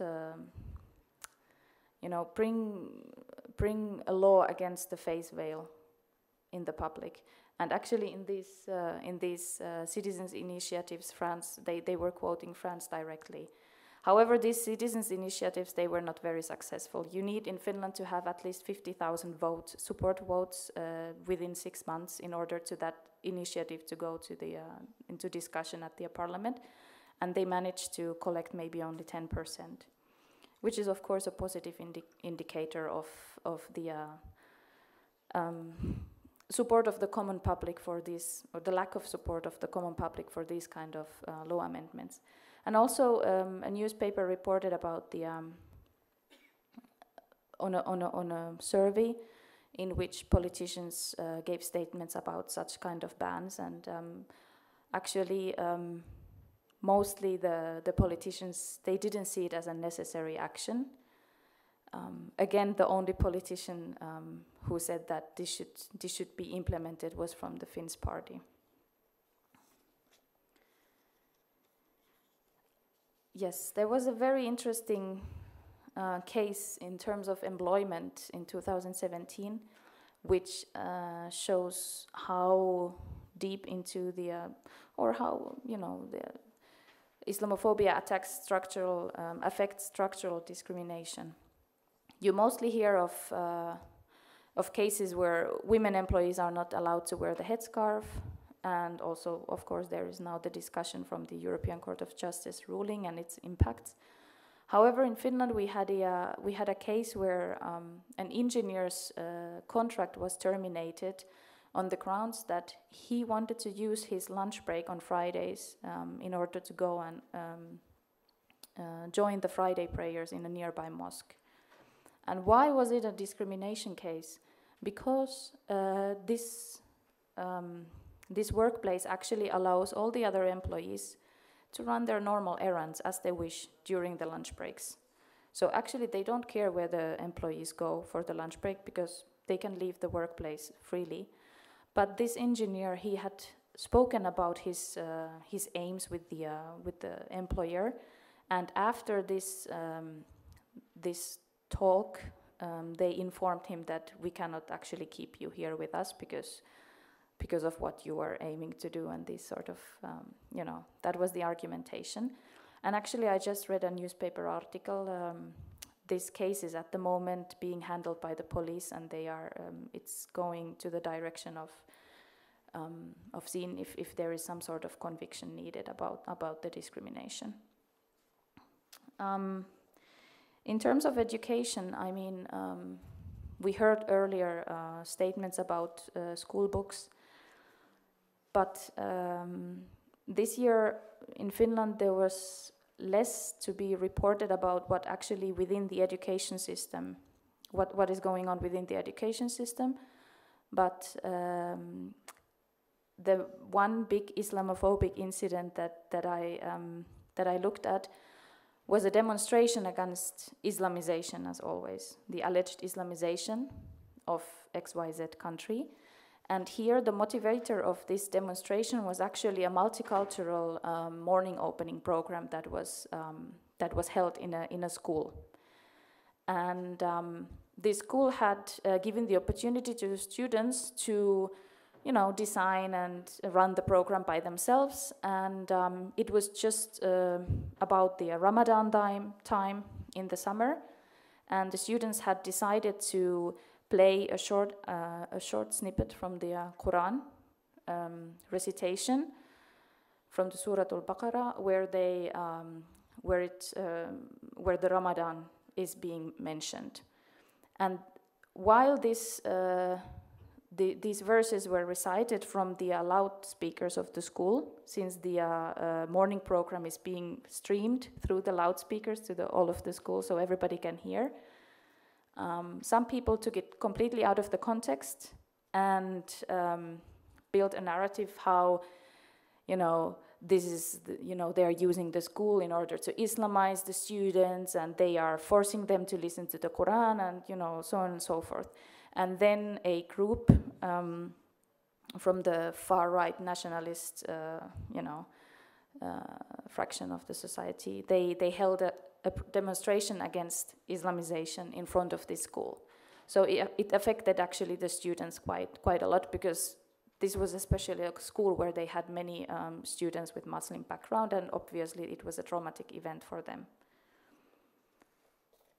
In terms of media, I would like to say that this year, while I was browsing through the articles, which is part of the job when you are searching and analyzing Islamophobic incidents, I must say that I found mainstream media less being a culprit in this Islamophobic spreading of the Islamophobic discourse. They have become more sensitive. However, we have fringe media, like for example this publishing house called Kiuas, and they have a magazine. There is a magazine that is affiliated with the publishing house, and they spread quite many Islamophobic articles on their website. And for instance, there is one that is suggesting ethnic cleansing as a solution to the demographic change in Europe, which is, according to them, due to the Muslim population's increase. In general, I would say that the civil society really stood up in 2017, and I have seen positive developments where many different groups are contributing positively to the battle against Islamophobia, and there have been interfaith groups doing this. Especially, there was a case where a Shia community's mosque was vandalized with a spray, very bad words being painted on the wall of this mosque. And there was an interfaith group that actually took the action of cleaning the mosque wall.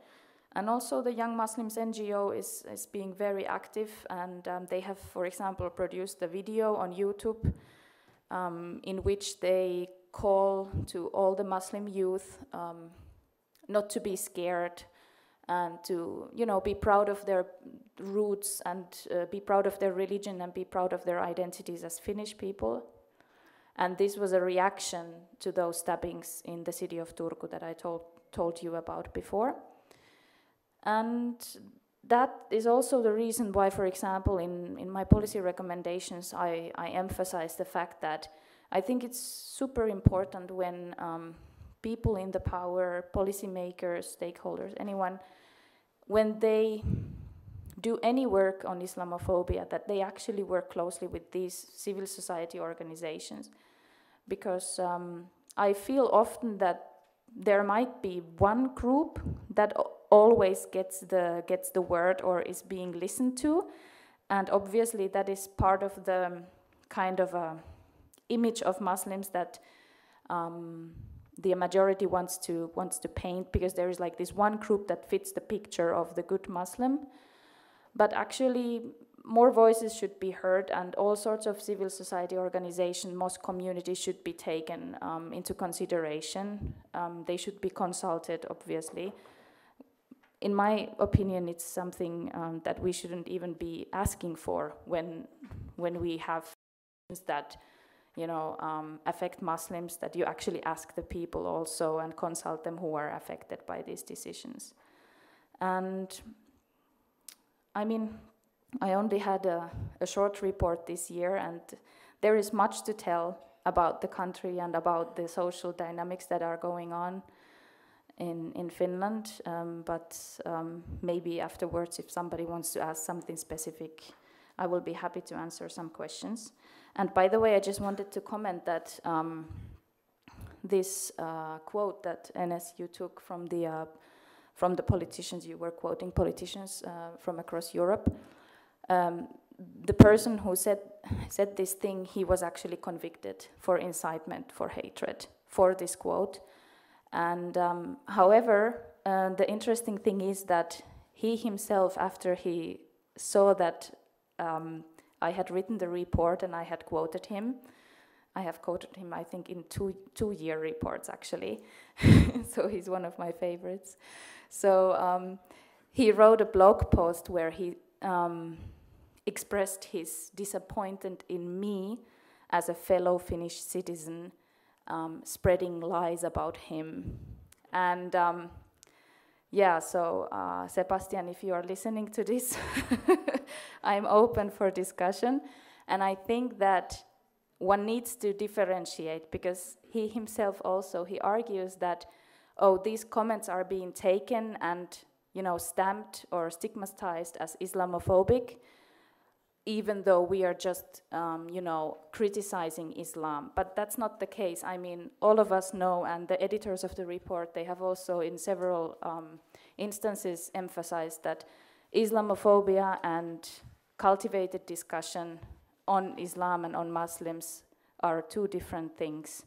And I think it's very important to, also it's one of my policy recommendations that this sort of education and raising awareness should be more, there should be more focus on that kind of things, because it doesn't make any sense that, you know, we are talking about Islamophobia and trying to combat it, whereas the others do not even know, or they are not acknowledging the problem as such. I mean, I think also Farid Hafez talked about it before in a very specific way. So I think my time is already up, right? So thank you very much, and yes.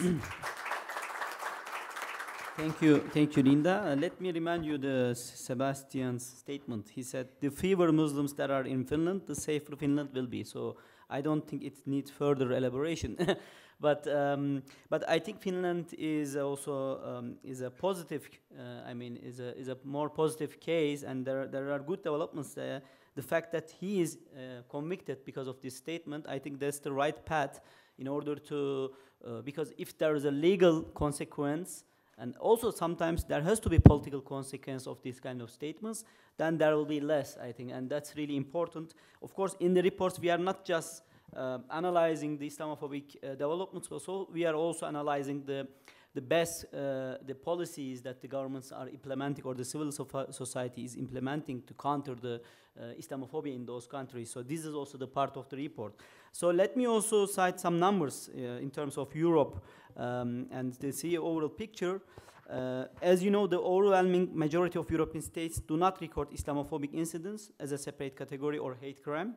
And the recording of anti-Muslim Islamophobic crimes by the police as a separate category of hate crime is essential to uncover the real extent of this problem and to develop counter strategies to combat it. Germany recently started recording the Islamophobic state incidents last year, and they recorded 908 cases in the year 2007.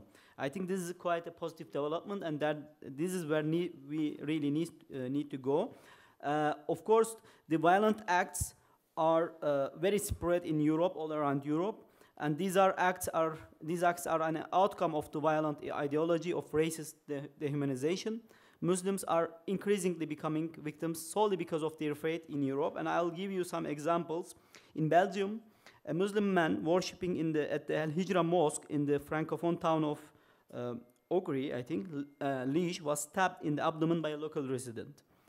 In Bulgaria, in Sofia, the wife of the deputy chief mufti was physically assaulted because of her headscarf. And we see that Muslim women are targeted the most at the street, and they are because of their visibility. And not only Muslims, but there are also non-Muslim victims of Islamophobia, and this is quite common. In Czech Republic, a local councillor in a city, a member of the Conservative Nationalist Movement, Order of the Nation, harassed and called the police when he encountered a black couple he assumed to be Muslims. The man was a US Army soldier who was on a personal visit with his wife. There are also people in the UK, there was an article in in the Guardian, the hipsters in the UK increasingly assaulted because of their long beards, because they are assumed to be Muslims. So this shows that it does not only affect Muslims, but also the people perceived to be Muslims. Of course, there are cases that also even people are killed.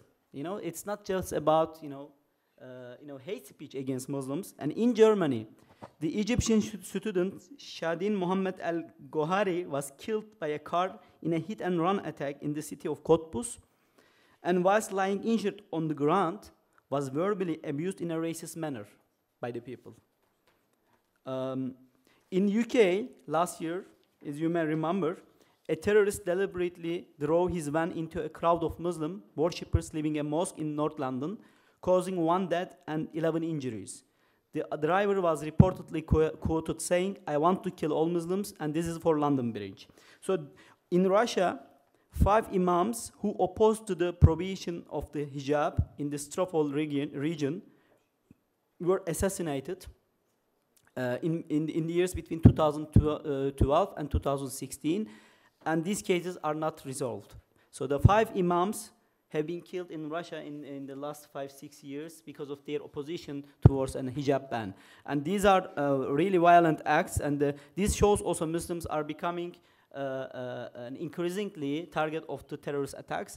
And we have also quoted in the report that there is also worrying sign that far-right groups are organizing themselves, terrorist groups in all around Europe, carrying out attacks Muslims. And there were cases in the UK, in France and in Germany, the acting soldiers were arrested because of they were part of these terrorist organizations. So they are in the security apparatus of these many states, and this has to be also, I think, discussed more. And I would like to give the floor now to our last speaker, Ali Hüseyinoğlu. Let me find the biography.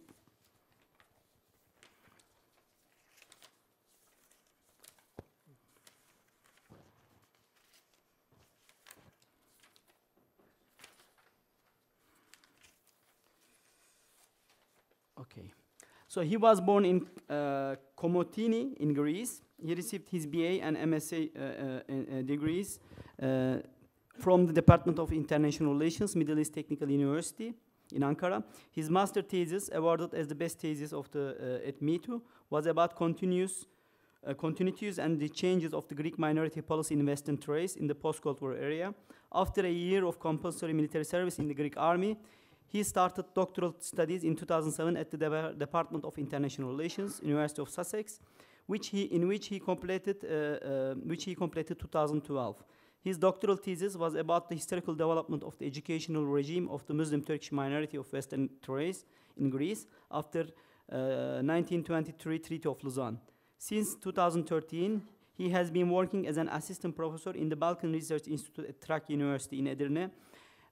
Minority rights, Turkish-Greek relations, the Muslim Turkish minority of Western Thrace, the Rum minority in Turkey, religious pluralism, Islam, Islamophobia are his main research interests. The floor is yours, Ali.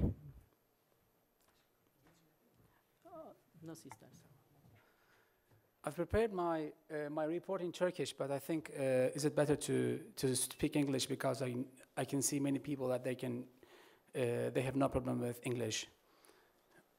Okay, regarding the content, first of all, thank you very much for being here. I feel glad to be here. In this 10 minutes presentation, I'll try to dedicate my time to Greece and Islamophobia in Greece. First, I'll start with education, and then with media, and then physical attacks, discursive attacks, what has been done throughout 2017, and I will provide some, here you go. I'll provide some suggestions that can be done. First of all, some of the phenomenon that really triggers Islamophobia in Greece has to do with the refugee crisis. I mean, there are around 55,000 registered refugees now settled in Greece, but this is the official number, but the unofficial number seems to be a bit more than that.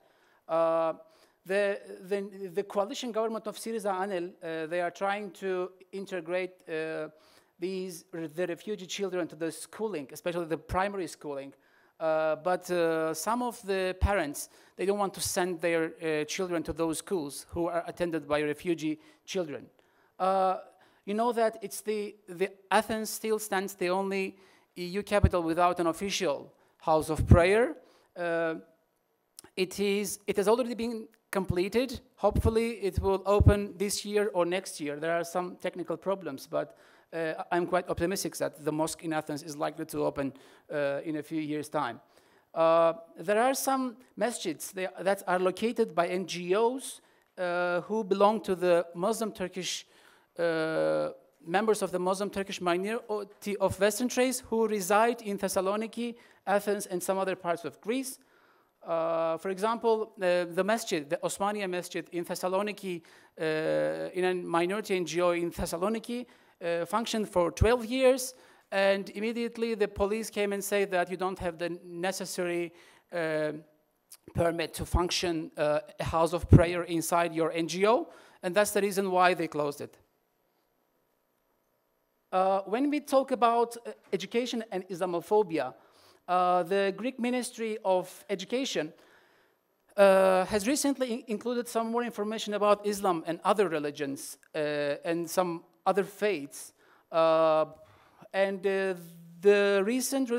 textbooks about religion, they will become more comprehensive and modern with some extra information about Islam as well. But there has been some reactions especially from the members of the ultra-fascist, xenophobic, Islamophobic Golden Dawn Party, which is still the third biggest party in the Greek parliament. That these school textbooks about religion that include other religions, they are unacceptable. But the main point that they raise has nothing to do with other religions but Islam. And an incident that occurred in 2007 is very important for this report as well, because in national independence days of Greece, the school children, who is the most successful, carries the Greek flag. This has changed this year, and regarding the new policy, a guy randomly was chosen among the students. And an Afghan boy was chosen, a Muslim Afghan boy was chosen. And many of the school board didn't allow him to take the Greek flag at the national parade, which really created a strong reaction. Even some politicians, I mean, the Greek Prime Minister, Alexis Tsipras, has also intervened and said that this is not just. This is an unjust case. But after this event, a new group called Kryptia, they smashed the windows and threw some stones to the windows where that boy lived. His house was also attacked by a group of Greek mobs. When you say when we talk about media and Islamophobia in Greece, here you can see this is the official newspaper of the Golden Dawn, Chrysiavgi. Here you can see that it says that Exislamizon ta Elinopoula, the Greek small children, the Greek kids, they are Islamized. They Islamize the Greek kids. Here again, jihadists, they target the Greek parliament. And here you say mosques of hatred in Athens. They can freely use these type of headlines at their newspapers, which are purely Islamophobic. When we talk about physical attacks of Muslims, compared to some other countries like Germany, Sweden, in recent months, there weren't too many attacks of mosques, cemeteries, but rather there were some Pakistani immigrants that were attacked, around 80 people. They were attacked near Aspropyrgos and in larger Athens region. They were physically attacked. Two Muslims, one of them Imam, was attacked by this new group called Kryptia in 2007. And there are also some other Islamophobic incidents that are not recorded. Another interesting issue about physical attack was the site where the mosque is now getting built was occupied by a group of Greeks for 6 consecutive months. And that's the reason why this prolonged the construction of the building.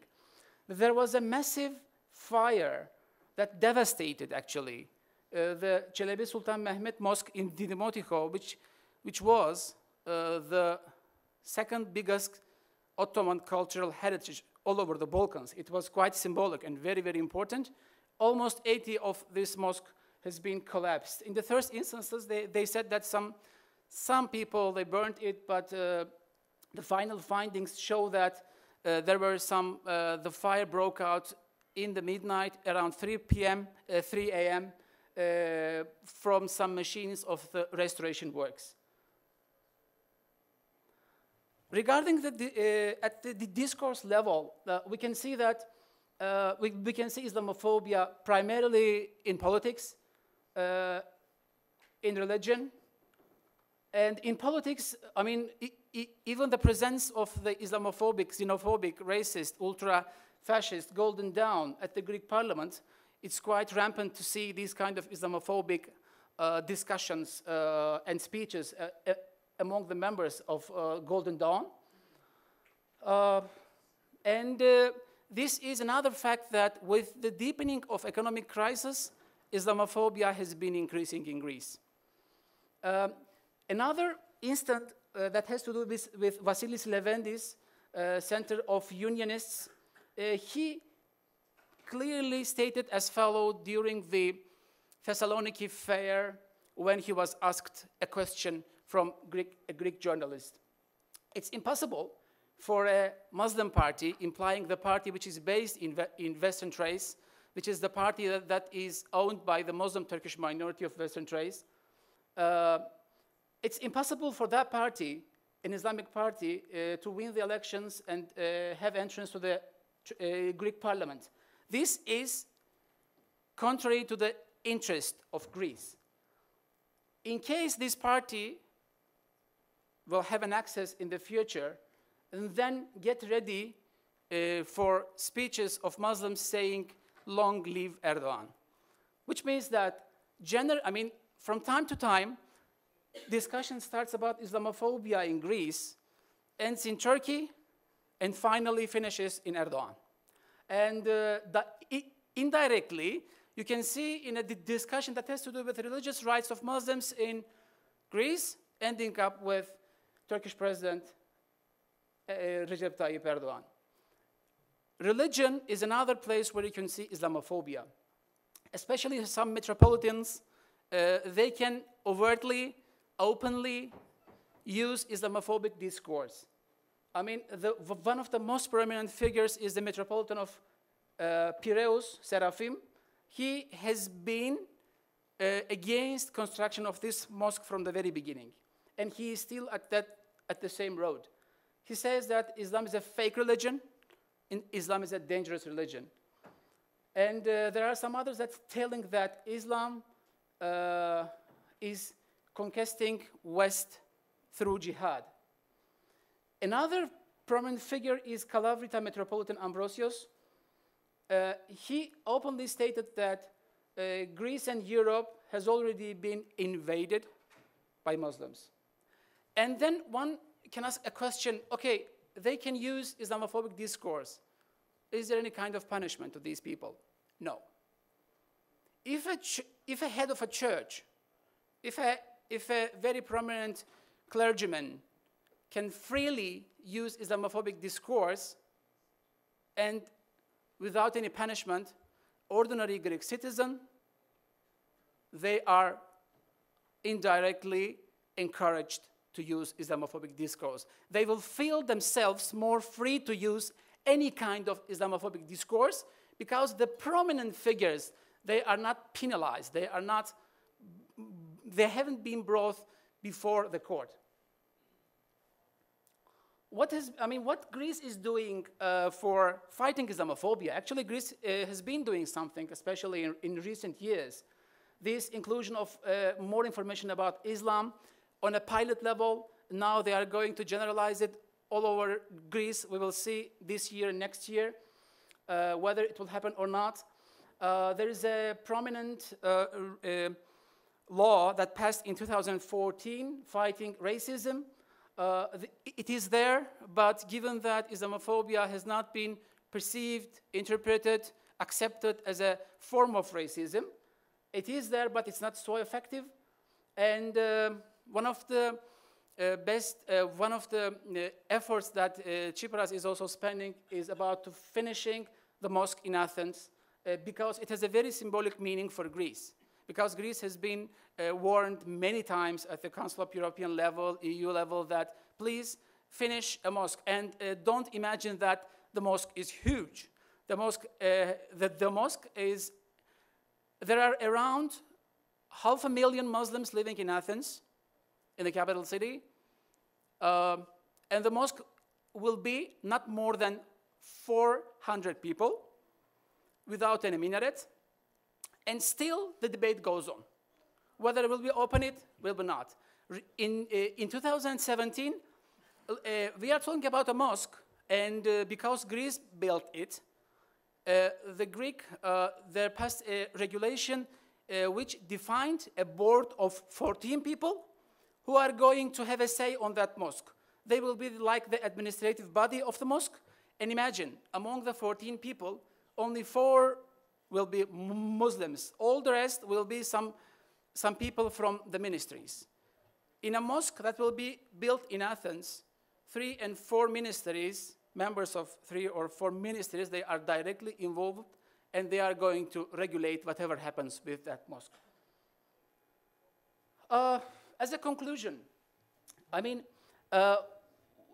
and my friend, because we wrote the report together with Alexandros Sakellariou, we found out that in Greece, Islamophobia has not been increased nor has been decreased. There were a total number of 16 cases of Islamophobia.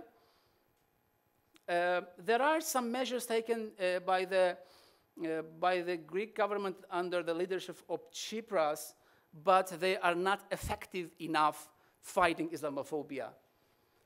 For example, what can be done? I think there should be a kind of an observatory dealing with cases, each and every case that has to do with Islamophobia across the country, whether it's at the physical level or at the discourse level.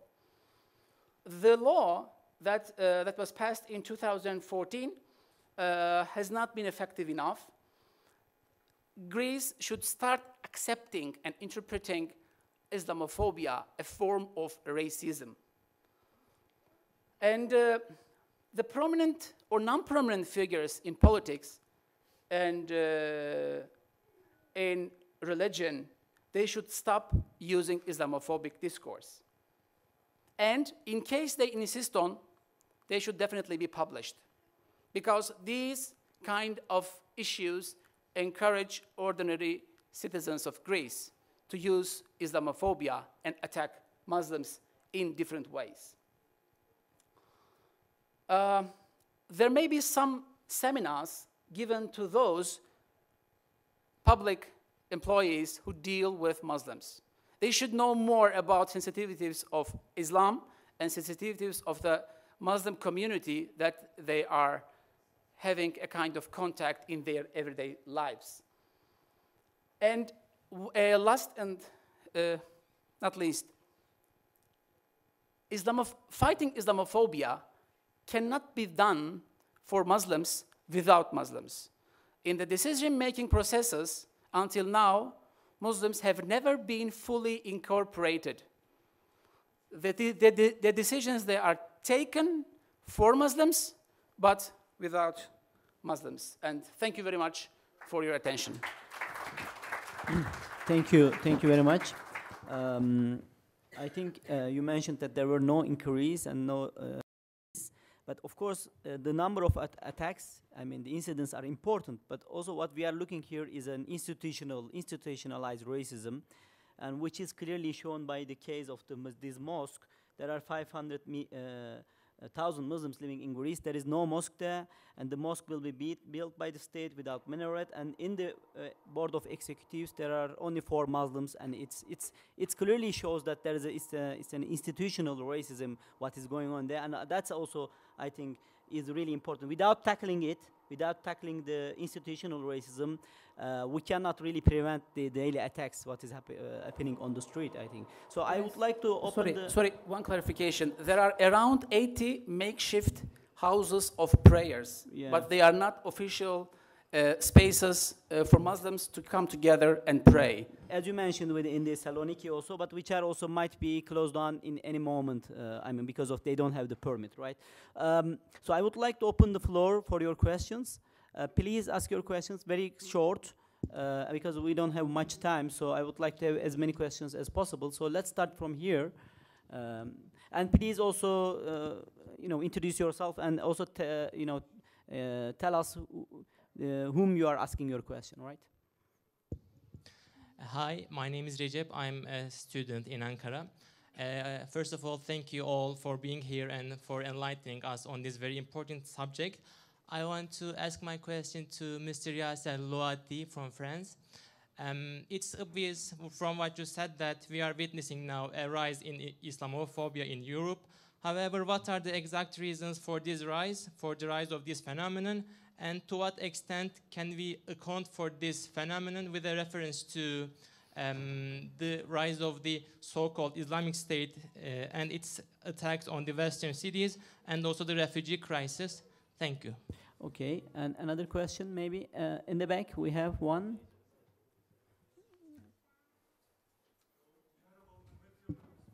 We cannot hear you.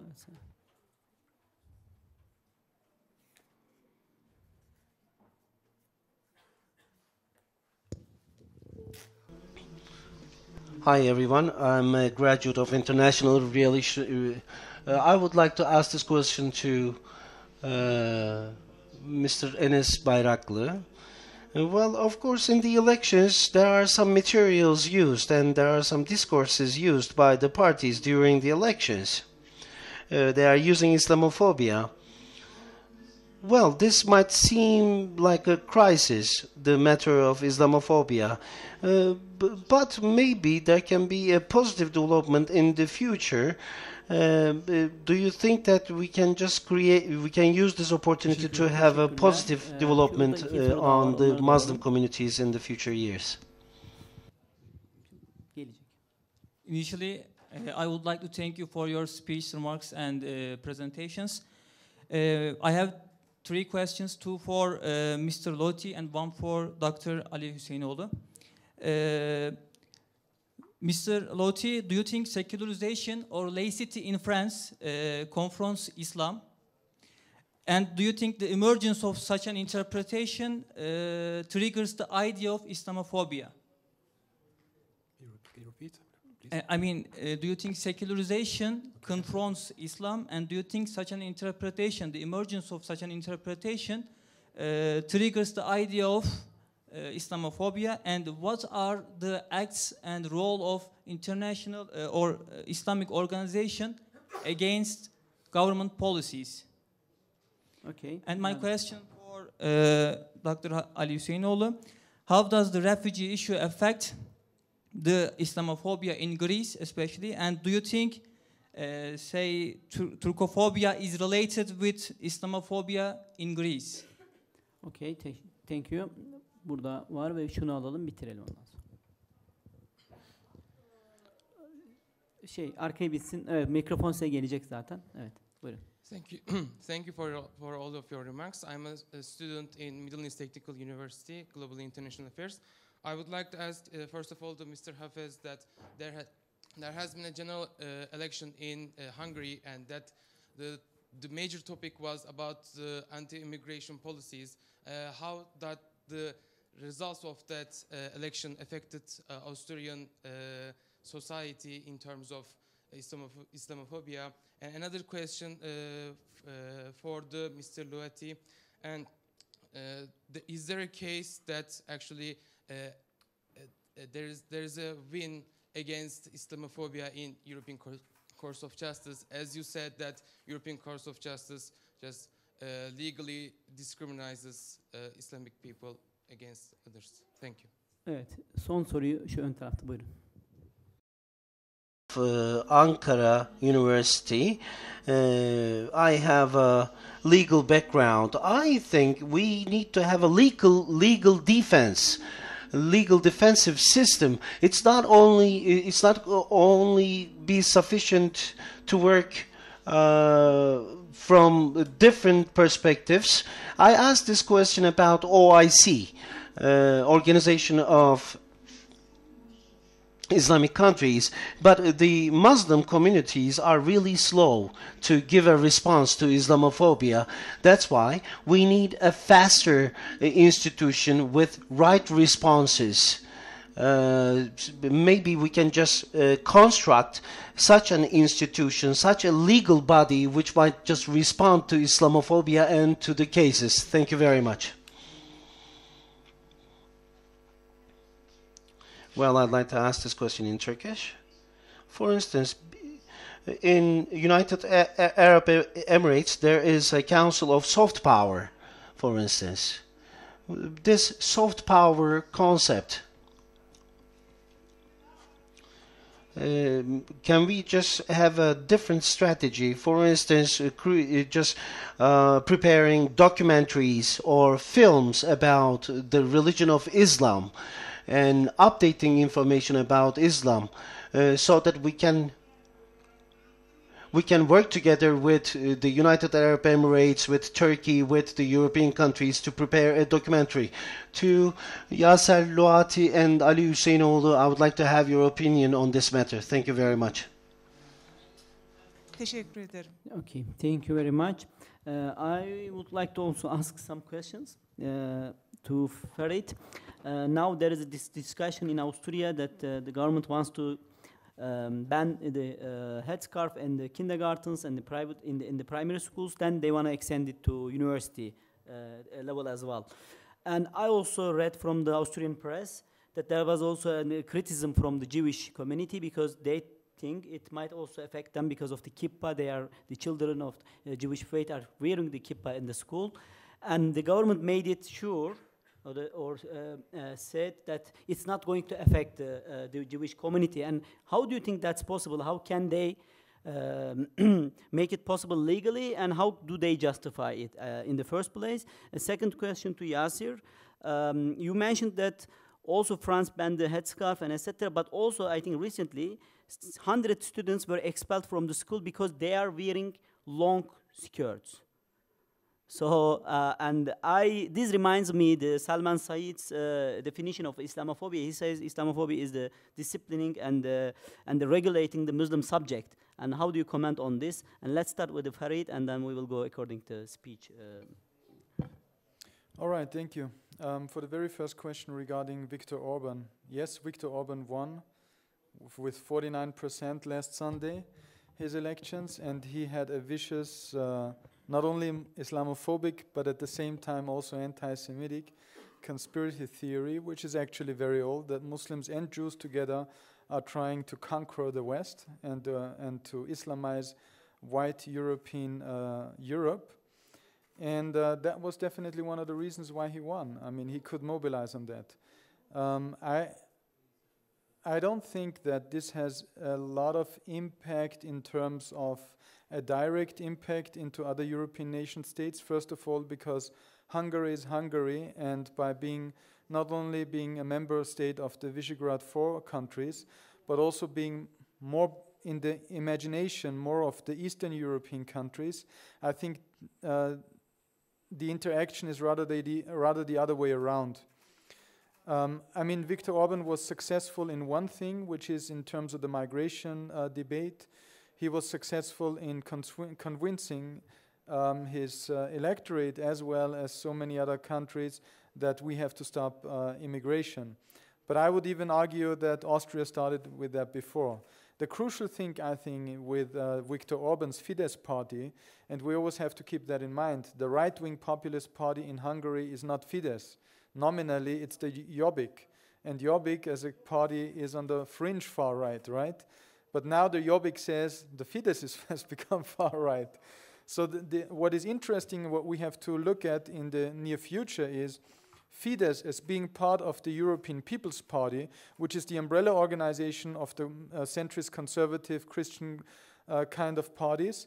What will be the impact of having Orban within this kind of structure? At the moment, there is still a feeling that Orban is too much far right. But the question now, with Austria being on the far right with the Freedom Party, the right-wing populist party, is there another dynamic that's going to start here? That's the question we have to raise, where we have to be very aware of.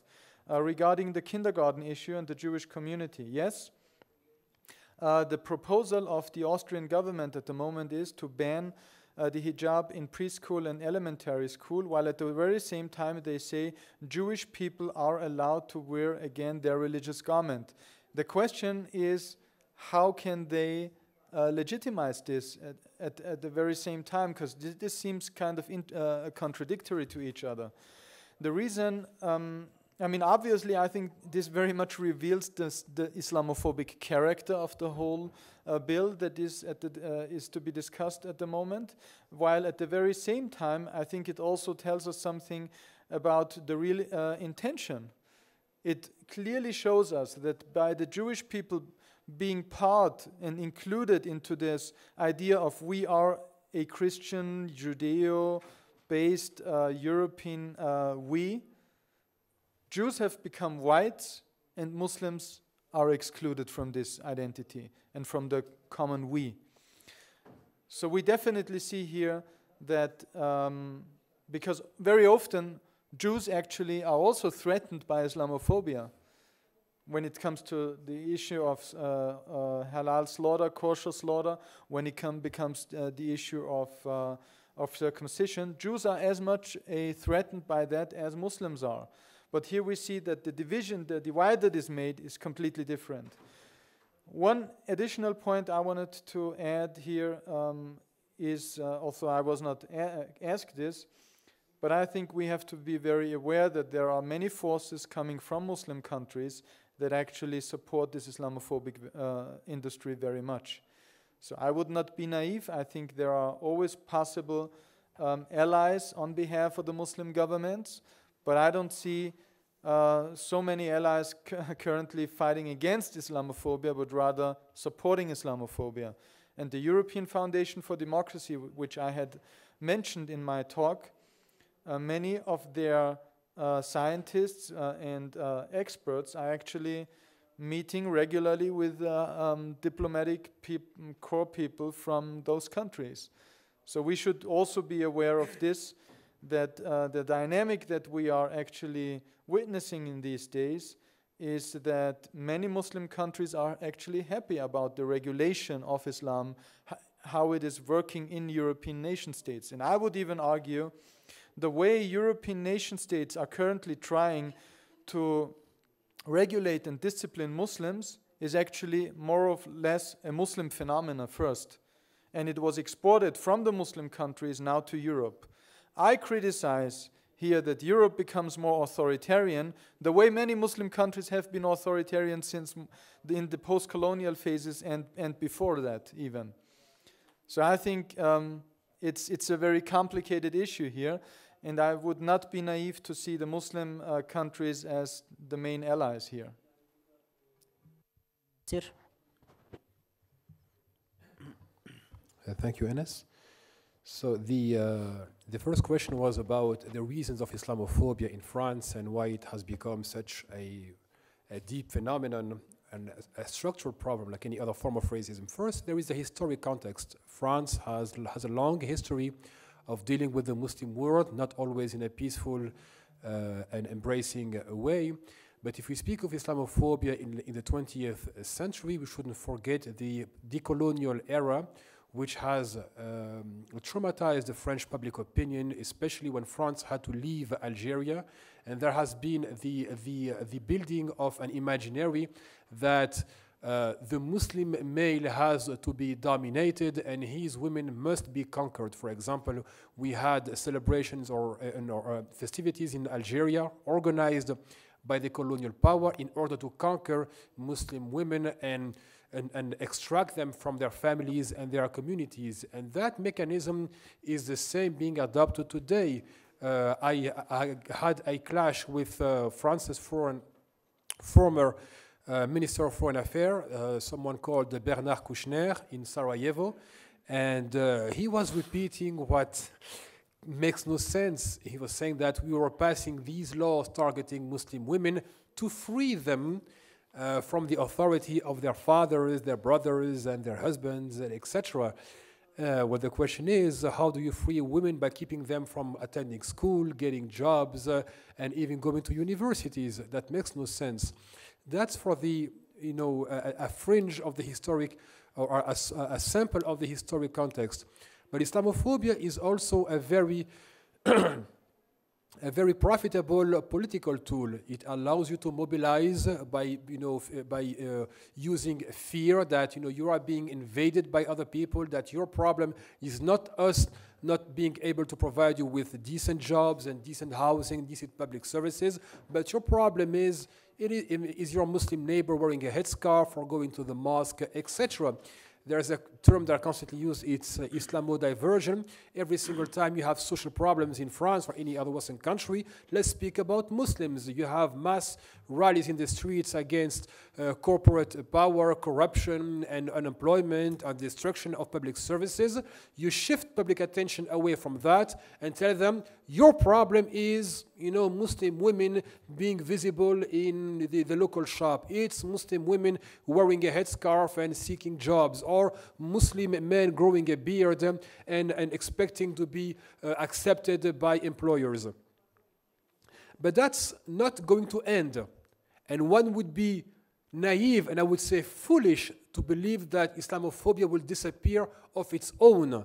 It is not in the best interest of the French state to tackle Islamophobia, because Islamophobia is very profitable. And that's why when we say that Islamophobia is a structural problem, it's because it has become a permanent political argument to first mobilize and, of course, afterwards pass laws. When it comes to laïcité, laïcité is actually a good law. It's the protection of religion from state interference. And it also protects the state from religious interference and the influence, in the case of France, of the church. And that clear separation allows both bodies to coexist without running into one another. The problem is laïcity has been reinterpreted. First, it was used in the 1980s by spreading a false understanding of it, or a false interpretation of it. Laicity is about the neutrality of public space, but then it has been officially redefined by the right-wing party, then called UMP, now called Les Républicains, that laïcité is about tackling Muslim visibility. That's in the founding document. And the author, a right-wing person close to former President Jacques Chirac, said that at some point, laïcité and human rights are incompatible.